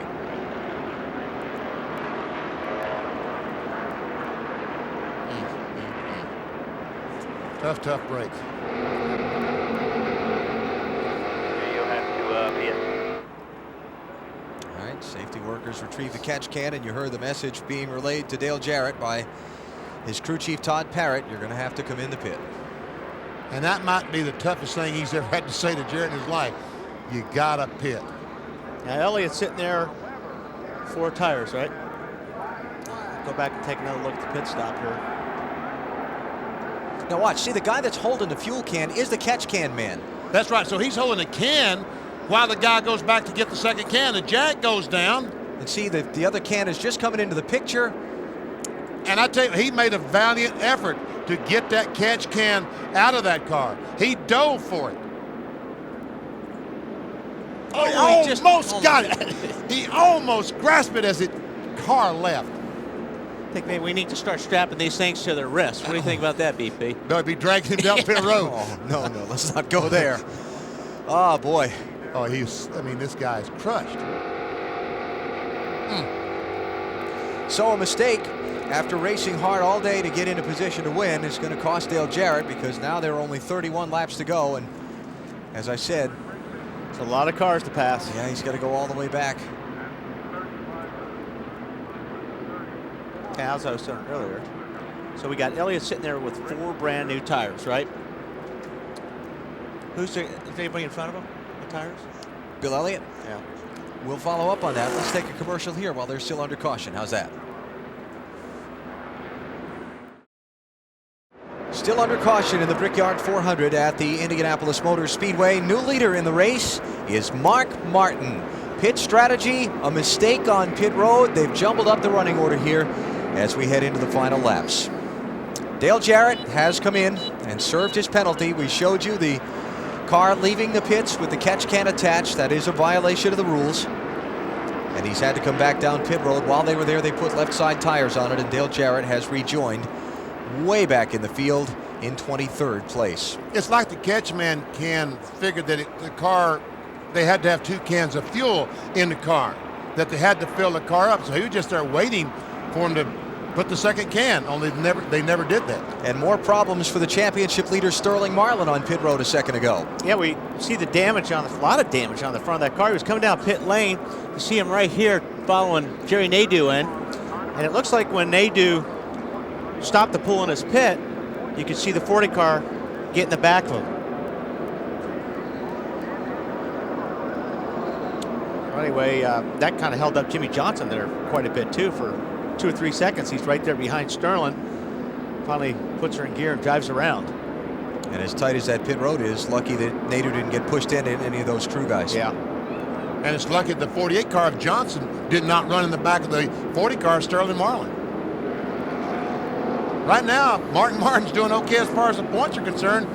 If they awarded points now, he'd only be 10 points behind. Then Jimmy Johnson would be just 94 back. So, Martin Sterling Marlin has letting a lot of these guys back in this points race. Yep. Martin is leading. Marlin is back in 26th. And a further update after they came around and sorted out from the pit stops, Dale Jarrett is back in 28th place now instead of leading. Marty? Well, Alan, the NASCAR Winston Cup Series has been coming here to the Indianapolis Motor Speedway for almost a decade now. So that's as far back as the history of NASCAR people goes here at Indianapolis, right? Well, that's not such the case, because it all actually dates back to 1965.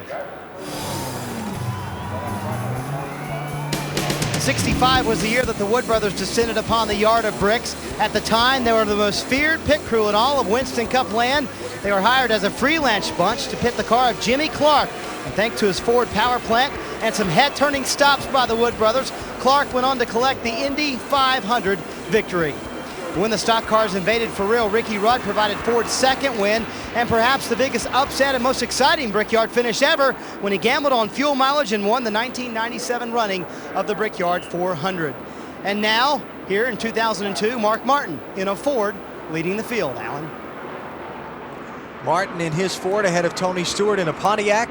Rusty Wallace in a Ford, Kevin Harvick in a Chevrolet, and the race's dominant driver, Bill Elliott, in his Dodge. Elliott has, he's been a steamroller today. Oh, he really has. He's been, and we look at the monitor, our scoring monitor up in the booth, and he has clearly been the fastest car all day long, about a quarter of a second faster than anyone. Check out the Napa Field summary. Elliott has led 81 laps today on 4 different occasions. Other leaders, Tony Stewart for 40 laps, Mark Martin and Dale Earnhardt Jr. for 3 apiece, and a lap apiece for John Andretti, Sterling Marlin, Joe Nemechek, Kenny Wallace, and Jeremy Mayfield. The 8 cars out of the race are Mike Skinner, Johnny Benson, who retired with engine failure, both of those 2 a minute ago, Casey Atwood, Jeremy Mayfield, Geoffrey Bodine, Kurt Busch, Brett Bodine, and Mike Wallace, all out of the race. Okay, now, did you say something about tires? Do we know what they're on tires? Yeah, we were talking about that beforehand as we went to the break. Mark Martin took 2 tires only. He's the leader. Tony Stewart got 2 tires only. He's second. Rusty Wallace and Kevin Harvick are 3rd and 4th. And I believe I actually was waiting for our pit road update on those 2 to confirm that they got 2 tires only. I believe they did, but I wanted the guys downstairs to confirm it. And I'm getting the confirmation that Harvick did get 2 tires only now. And then you got Bill Elliott, who got 4. And he's back in 5th. And there's Dale Jarrett. Way back there. All those cars he worked so hard to pass are now back in front of him. That car got hotter inside real quick. Yeah. He was lucky they didn't have one of those little temperature gauges in there. All right, well, DJ is back in 28th place. And Ricky Craven, that 32 car, by the way, starting in front of leader Mark Martin, tail end of the lead lap. Cars that separated him from the pace car all pitted, so now he's the first one out in front of Mark Martin. He's a full 2.5 miles behind as we go back to green. Green flag, buddy, green flag.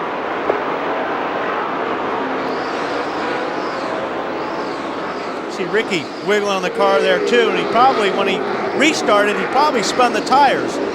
And Jimmy Spencer looked like he got in the left rear of Ricky. Check it out, Tony Stewart down below the line on the apron, goes to the lead on Mark Martin. And looks like Craven may have a flat tire. He's very high down in 1 and 2. And here comes Rusty Wallace for 2nd spot. Harvick for 3rd. Harvick looking to the inside of Mark Martin as they go to 3. Rusty, I'm sorry.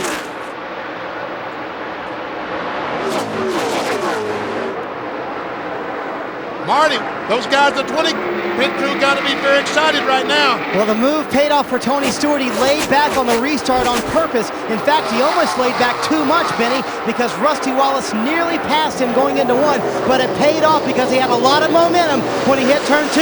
That's how he passed Mark Martin. Oh, man, Rusty Wallace drove that 2 car down in turn 1 incredibly deep, trying to stay in front of that 29 car. What they said in the 2 pit, Dave? Well, they're saying they want to get his first win here, obviously, which would be great. They took on 2 tires last time, still a little bit tight, air pressure and the right rear to help that car turn through the corners. And what about Bill Elliott, who's dominated the race so far and has the fresher tires? He's still back in 5th place.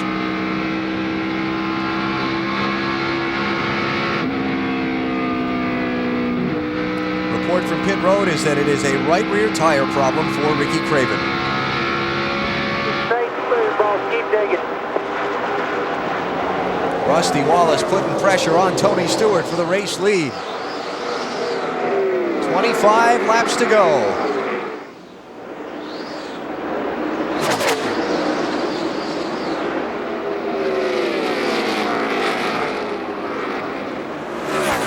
Rusty Wallace has finished 2nd in the Brickyard 400 on 2 different occasions, 1995 and 2000.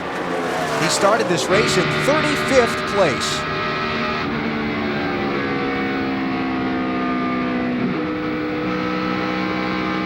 Oh, here he goes. There he goes.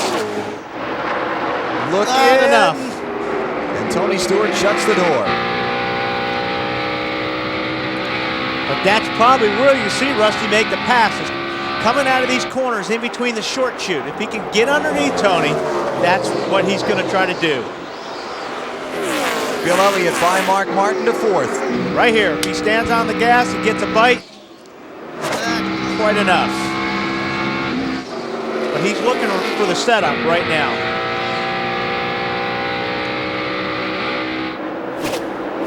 See Ricky Craven on the apron of the racetrack, leaving the pits, and here comes Rusty Wallace for the lead of the Brickyard 400. Got a little run in the draft on Stewart there down the backstretch.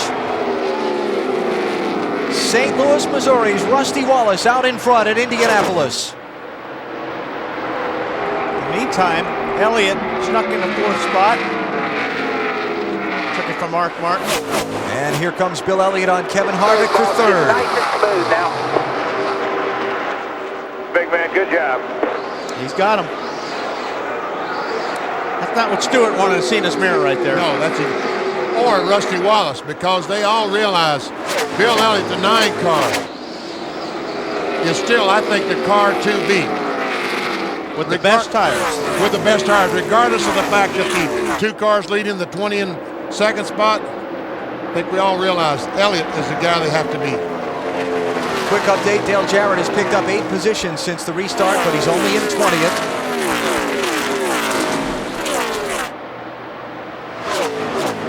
There's the gap from Jarrett up to leader Rusty Wallace, while Bill Elliott closes in.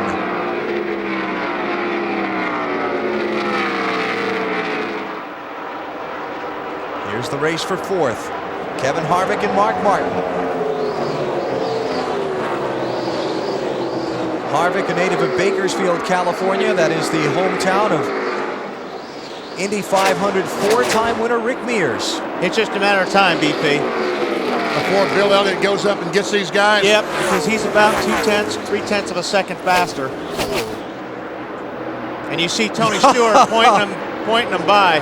Is he pointing by, or is he? Yeah, he is. Okay. Yeah. And Tony, and that's a smart move. Tony knows he's on 4 tires, so he knows he's not going to be able to stay in front of him. Maybe if Bill gets up and messes with Rusty, they'll come back to him. Yeah, well, he's probably hoping that Elliott gets up and he and Rusty get together and he can win the Brickyard 400. Well, he's also thinking about getting second spot from Rusty, because he knows if he gets around Rusty, and if he puts Rusty in that high groove, Tony will be able to make up the time and maybe make up the pass.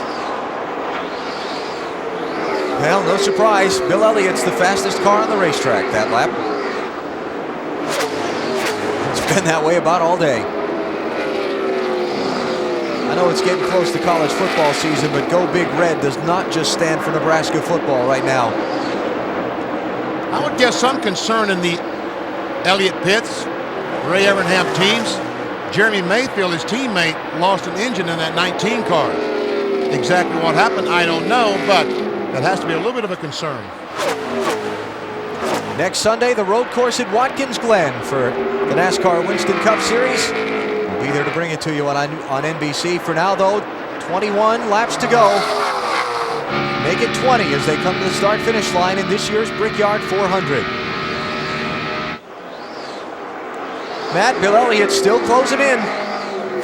Well, Alan, a couple laps ago, in fact, I did ask Mike Ford, I said, did you ever find out what was the culprit on the 19 car? He said, we're focused on our own race. We don't care what happened to the 19 car. We just want to win this race. Remember, Ray Evernham sitting on the box here in the 9 pit. 2-time winner of the Brickyard as a crew chief, looking for his first win here as an owner. Yeah, there's not much you can do. You know, if you know what happened in the motor in the 19 car, there's not much you can do from the pit box. Change for position, Kevin Harvick overtaken for 4th. And maybe 5th as well. Yes, Kenseth goes by for 5th. Mark Martin picking up a spot. His rival for the championship, Sterling Marlin, remember with that wounded engine, he's back in 31st place.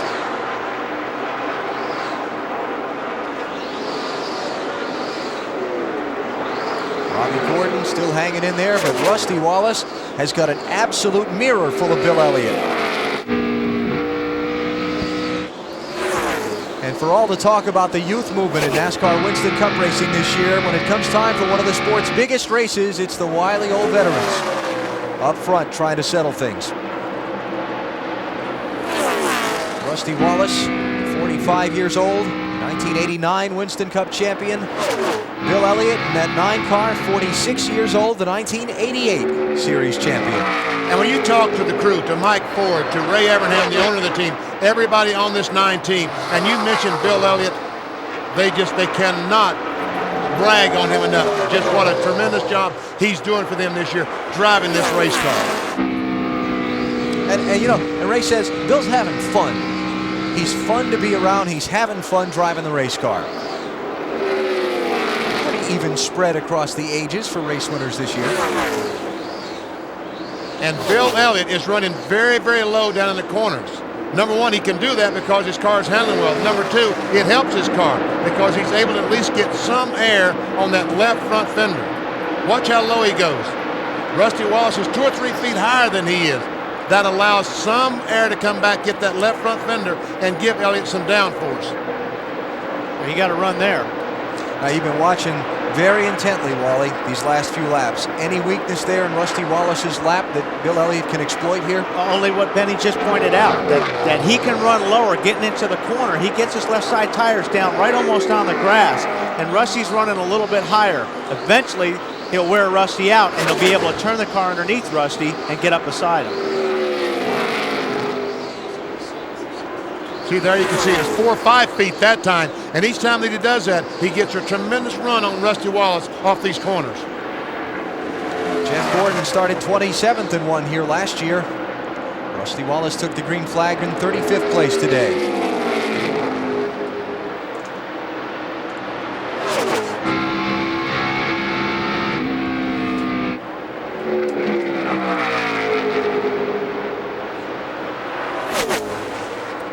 Want to keep an eye on this battle for the lead in case Elliott pounces, but we'll let you know Mark Martin has started falling back. He's no longer in 4th position. He's slipped back to 16th place. Matt, what's up there? Alan Sterling Marlin's hitting the points may not be as bad as he thought. Mark Martin came on the radio and says, I've got something wrong with the car, possibly an engine problem. I asked Jack Roush, what is the problem? He said, we just don't know. He's fading and fading fast. Wow. Opportunity lost if you're Martin.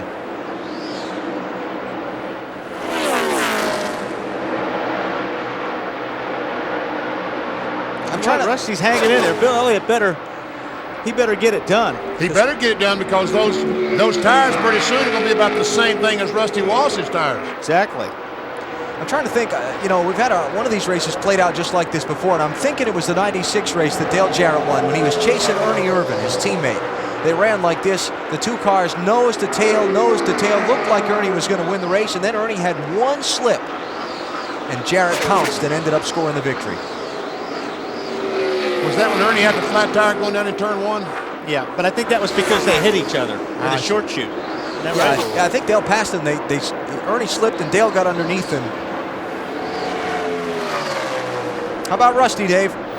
Well, remember all day, guys, he's been complaining of a tight condition in that car, and that would account for his line through the corners, wouldn't it? If he was just a little bit tight still, he would run a little bit higher than Bill Elliott, would he not? Yeah, that would have a lot to do with it. I think probably being cleaner air, maybe his car's a little bit better right now, but you're right, Dave. He's running a little bit higher. He may not be able to get that car turned down that low. Rusty Wallace holds the distinction here at Indianapolis of leading the most laps in a race that he did not win. He led 110 laps of the race 2 years ago, wound up finishing 2nd. Last year he started 37th, finished 4th in the Brickyard 400. Today he's run up from 35th to the lead, but he's got the dominant driver of the day on his back bumper, putting a lot of pressure on. You know, the problem that Bill Elliott ran, we talked earlier, very early in the show about aero push, aerodynamic push. Getting behind the car and not being able to get all the air on the nose of the car to push it down and help it turn. And Elliott's in that very situation right now because he's running about 0.2 of a second slower now than he was when he was in front because that aero push has gotten him. He's on him now. Yeah. But, you know, you're right, Benny, and also it looked like Rusty moved down lower on the racetrack. maybe to do that, maybe to break some of the air up behind him. See if he does it here in 1 and 2. No, he can't get down there in 1 and 2, but in 4 he was real low.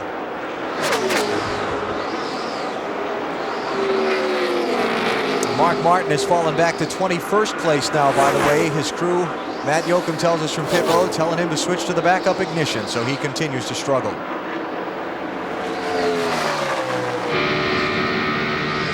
Yeah, Benny, he caught him quick, and then he's right at that gap. We're always talking about you can't close that gap because of that push, that aero push.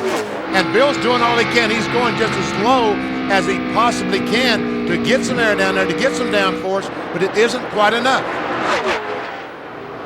Rusty Wallace trying to win one of NASCAR's biggest prizes in a very storied career, Bill. Boy, you're not kidding, Alan, and he's been thinking about this day for a long time because they tested very well here and did not take the car they tested here last week to Pocono. If you talk to the guys on Rusty's team, they circled dates this year. Dates where they wanted to be in certain places on the racetrack and in the points. One of them was here, but now he's going to give up the lead. Here comes Bill Elliott looking for the lead at Indianapolis, down the backstretch. But Rusty's going to drive it in there. Is he going to back off? No, he has to. He has no choice. Elliott in front. Listen to the fans as Bill Elliott retakes the lead.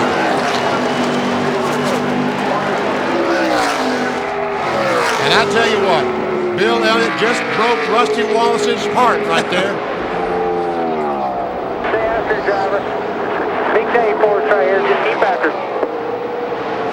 Billy Wilburn, crew chief for Rusty Wallace. Hey, Rusty hung in there, though, on those 2 tires. Was it 15 times Bill Elliott has been voted most popular driver in NASCAR by the fans. The redhead from Dawsonville, Georgia. Wasn't it a couple of years ago that Bobby Labonte did exactly the same thing to Rusty Wallace? Passed him with just a few laps to go. Dave? All right, Dave? And Benny, one of his crew members, looked at me as we were watching the monitor down here, and he said, same thing as it was with Bobby Labonte, just shaking his head. Bill Elliott's team has prepared an excellent race car. They have been dominant all day long. Watch their reaction as he made the pass on Rusty Wallace. Go! Go, Bill! Attaboy! Evernham!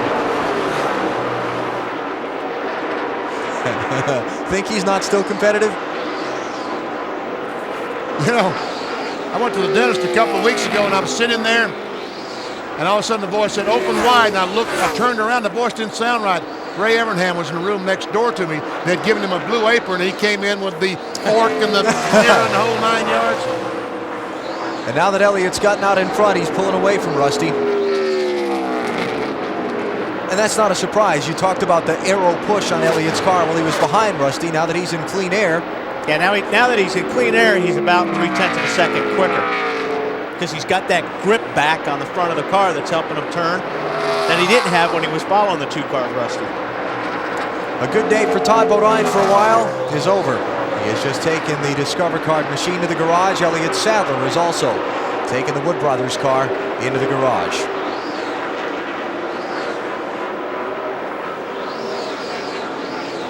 Where's Dale Jarrett?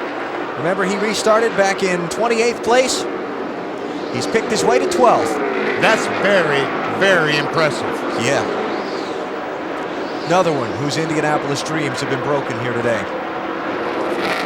He has had the pleasure of getting his name inscribed on the trophy featuring the famous brick.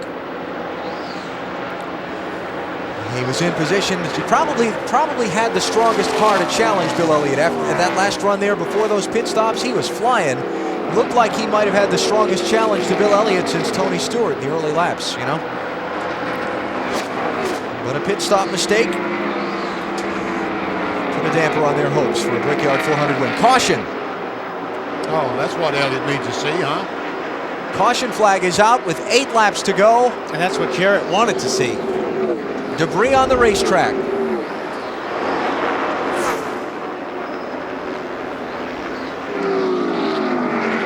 Boy, what a big break for Dale Jarrett. That lets him catch up with, he's in 12th spot, and he conceivably in a couple laps could pick up 4 or 5 spots as fast as his car is. Word is debris is in turn number 2 of this racetrack, and so we're going to reload for a real short sprint to the finish. We showed you Ray Evernham's reaction to Bill Elliott taking the lead.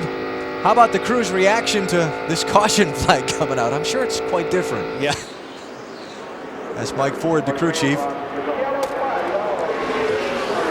Man, oh man, don't hurt yourself, Mike. That's not what you want And to race do. it on, heck with it. All right, now, when the pace car leads the field to the opening of pit road, there's going to be 6 laps to go. And 30 cars on the lead lap. That's I guess there's the debris that back straightaway.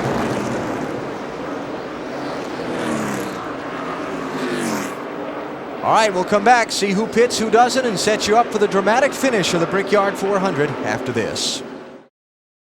At the Indianapolis Motor Speedway, down to the final dramatic laps of the 2002 Brickyard 400. Here comes the field to the opening of pit road. Who's going to stop?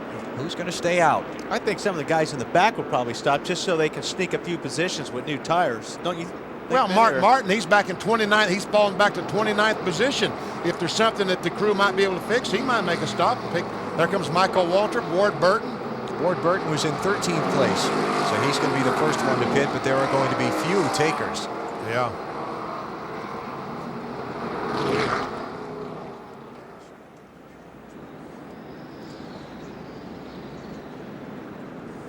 All right, so since none of the front runners have stopped, let's take a minute to show you our Auto Trader move of the race. Can it be anything else but Bill Elliott reassuming the lead? I don't think so. He worked him hard. He got run up on that back bumper. I think he got rusted just a little bit loose. He had to go up the hill, which allowed him to turn under him and take the lead.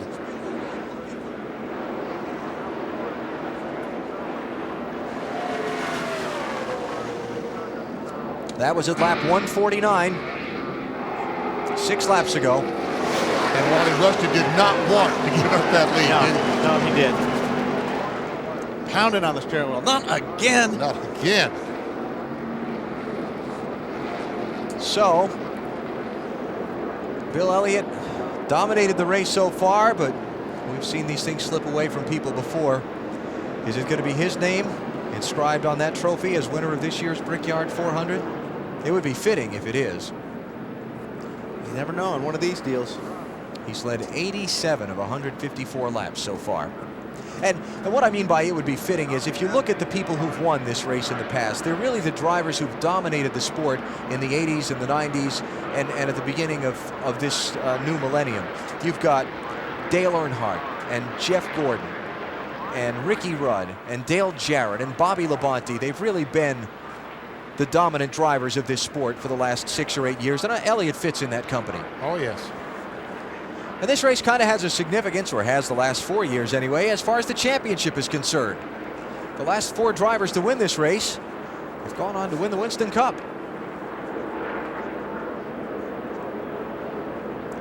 Matt Yoakum is down in Bill Elliott's pit.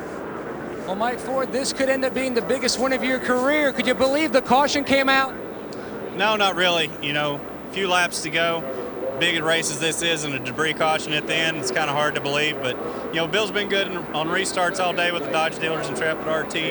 And hopefully he can get a good start here and get through 1 and 2 good and be able to pull back away and, you know, hopefully come to the checker flag first.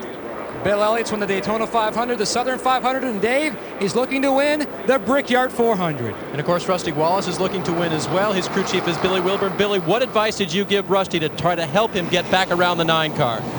Just make nice, smooth corners. Our car's been too tight all day, and right now track position was the only way we could really make this thing work. And I mean, we've adjusted on it all day, and just make nice, smooth corners, get a good restart here. It's a single file restart inside 10 to go, so hopefully he'll stay right behind that 9 car, get a good, clean start, and we can bring this thing home in top 2, make up some ground we lost last week at Pocono. We'll be watching. Marty? Well, Dave, back and forth, the hometown hero, Tony Stewart, his crew chief, Greg Zippadelli.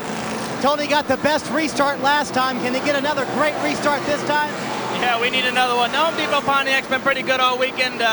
We had a little scare yesterday. We went to happy hour. It was real bad loose. And think it might have been just that set of tires we had on because we kind of went back to the way we started yesterday and tightened it up a little bit, and we're just too tight. We kind of needed to just start that way, and my fault. The shame.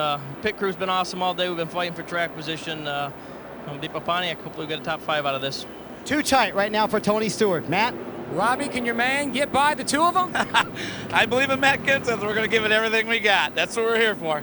He restarts in third. They've been looking for some consistency and good things. Maybe some good things are going to happen today. All right, the restart's going to come with 4 laps to go. And it's real important to keep these tires clean right now because you can't afford even any wheel spin. Once they drop the green flag, if you get a little bit of wheel spin, these guys are going to shoot by. So it's real important to keep tires clean. I wondered when Elliott was going to start weaving back and forth to try to clear some of that debris off his tires. And he did. We can see all the cars on the racetrack weaving back and forth, trying to get those tires, as Wally said, as clean, as clear as possible. All right, driver, take me through your restart checklist. You're Bill Elliott. Well, I'm going to be looking in my mirror as much as I am out the windshield because I want to get the jump on Rusty. So I'm going to be looking, and I'm going to be looking at the flagger, and hopefully I can anticipate that when he drops that green, I'll at least get a second of throttle before the guy behind me.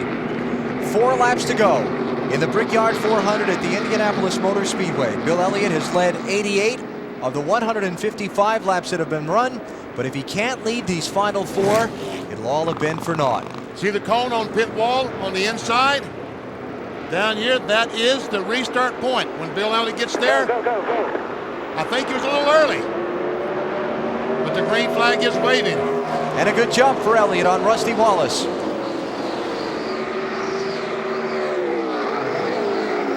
A great jump. That might have just won in the race.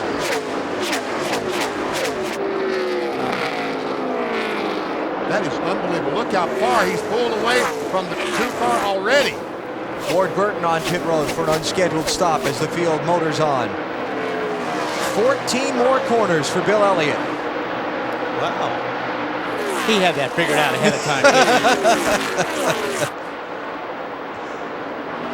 Had my calculator smoking. Steady as she goes, those hands on the wheel. That's just got to be a race car driver's dream to have a car that's performed as well as this one has all day. Especially at a place like this. And he's run that car on the bottom all day long, and that's it. That is the key here. Tony Stewart about to lose a couple of spots. There goes Harvick and Ryan Newman alongside. And here goes Newman on the inside of Harvick. 4th place. And Newman's going to get it for now. Steve Park. Yeah, where'd he come from? And here comes Jeff Gordon on the inside of both of them.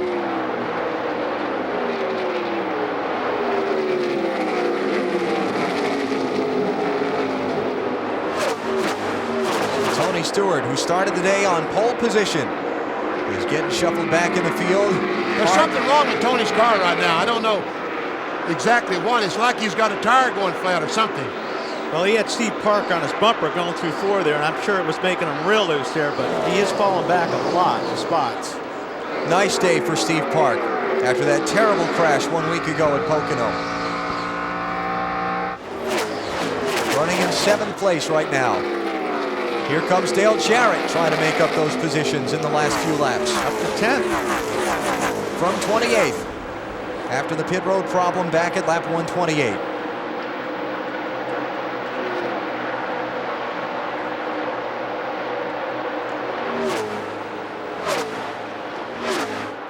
And now it's down to 1 lap for Bill Elliott at the Indianapolis Motor Speedway. Down the main straightaway, 275,000 fans looking on as Elliott rides through the canyon of grandstands and takes the white flag. Final lap of the Brickyard 400.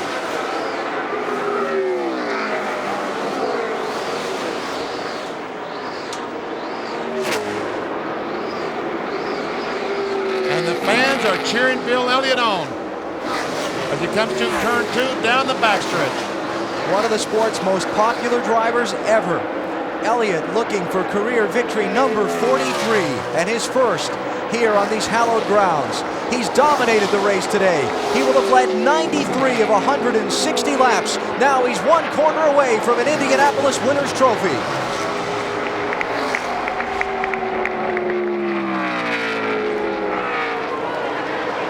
Dale Earnhardt, Dale Jarrett, Jeff Gordon, and now Bill Elliott joins the list of winners of the Brickyard 400 at Indy.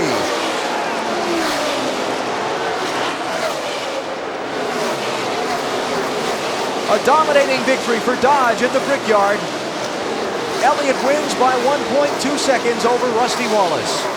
And look at Bill, got that winning that down, acknowledging those fans. Elliott, a winner on the Winston Cup circuit for a second straight week. He won last Sunday at Pocono. There's his wife Cindy, son Chase. Point me to victory lane. And the winner's share of the $7.4 million Brickyard 400 purse. Matt Yoakum is with the winning team owner, Ray Evernham. Ray Evernham hugging just about everybody down here. A huge bear hug from Mike Ford. An old open wheel modified guy. You won here twice as a crew chief, Ray. Can you describe what it means to win here as a car owner? I really can't. You know, I mean, I just can't. I owe an awful lot to these guys and the people at Dodge. It just means a lot, man. This place is very special, isn't it? It really is. Ray Evernham fighting hard to find the words to describe what it means to win this special race. I have never seen Ray Evernham speechless in my life, but he was. That says it all about what it means to win here. We talked about it at the top of our broadcast, the legend, the lore of this racetrack. Ray Evernham's won here before, too, with Jeff Gordon. It means a lot to him today to win here as a team owner. Bill Elliott's going to take a victory lap and greet the 275,000 plus fans. We'll talk to him in the winner's circle when we come back. Bill Elliott still making a slow victory lap around the Indianapolis Motor Speedway, soaking it in. The adoration of the crowd after winning the 2002 running of the Brickyard 400. Here's how they ran today at Indy. Elliott with his second straight win on the Winston Cup circuit. Rusty Wallace has to settle for second here again. Third time he's finished as the runner-up in this race. As we check 11 through 20, look, all these cars still in the lead lap. Tony Stewart wound up 12th after his problems in the closing laps. Dale Jarrett wound up 10th, by the way.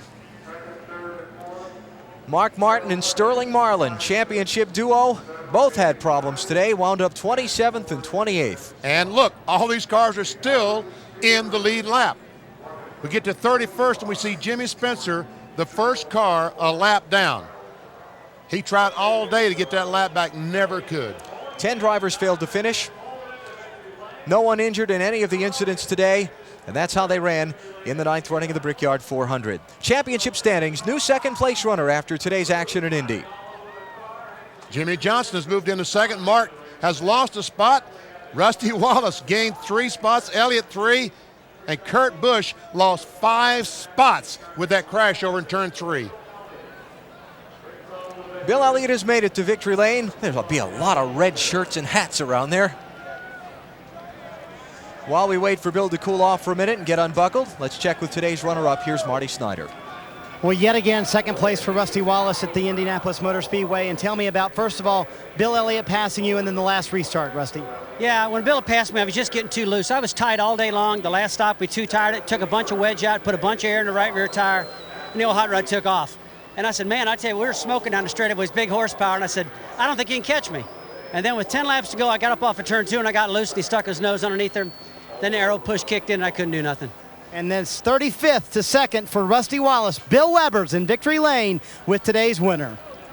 And it is an emotional, excited, and just thrilled Bill Elliott to be in victory lane at the Indianapolis Motor Speedway. And they talked about how this guy might be tired. They questioned if some of these guys could go the distance. No doubt about it. Bill Elliott is fresh and victorious and a winner at the Brickyard. Hey, you said before the race you didn't know where your resume would go from here, but how about this one, Awesome Bill? I'll tell you what, these guys, when we came here and tested, we worked so hard on race stuff, and I'll tell you, every lap I drove that race car paid off. We run 125 laps the first day and 170 the second, so I done run my 2 races before I got here. But I'm so proud of these guys and what they've done and what they've accomplished. It makes my job awful easy, but I'll tell you what, it says a lot for the guys here and all the guys back at the shop that put these things under me week in and week out. A great Bill Elliott, Rusty Wallace battle for the win. Man, Rusty was tough. His old piece to go down that straightaway, but I kept working on him. I felt like if I ever get to him, I'd be okay, and I finally got to him and got him a little loose and was able to power under. Bill, where does it fit in? A win at Indianapolis. This is the greatest, man. This is the greatest. Congratulations. Thank you. Bill Elliott used to work underneath the race cars in the garage as a driver. He worked his way up, worked his way to big teams, owned his own team, then went to work with Ray Evernham, and now he's in victory lane at Indianapolis.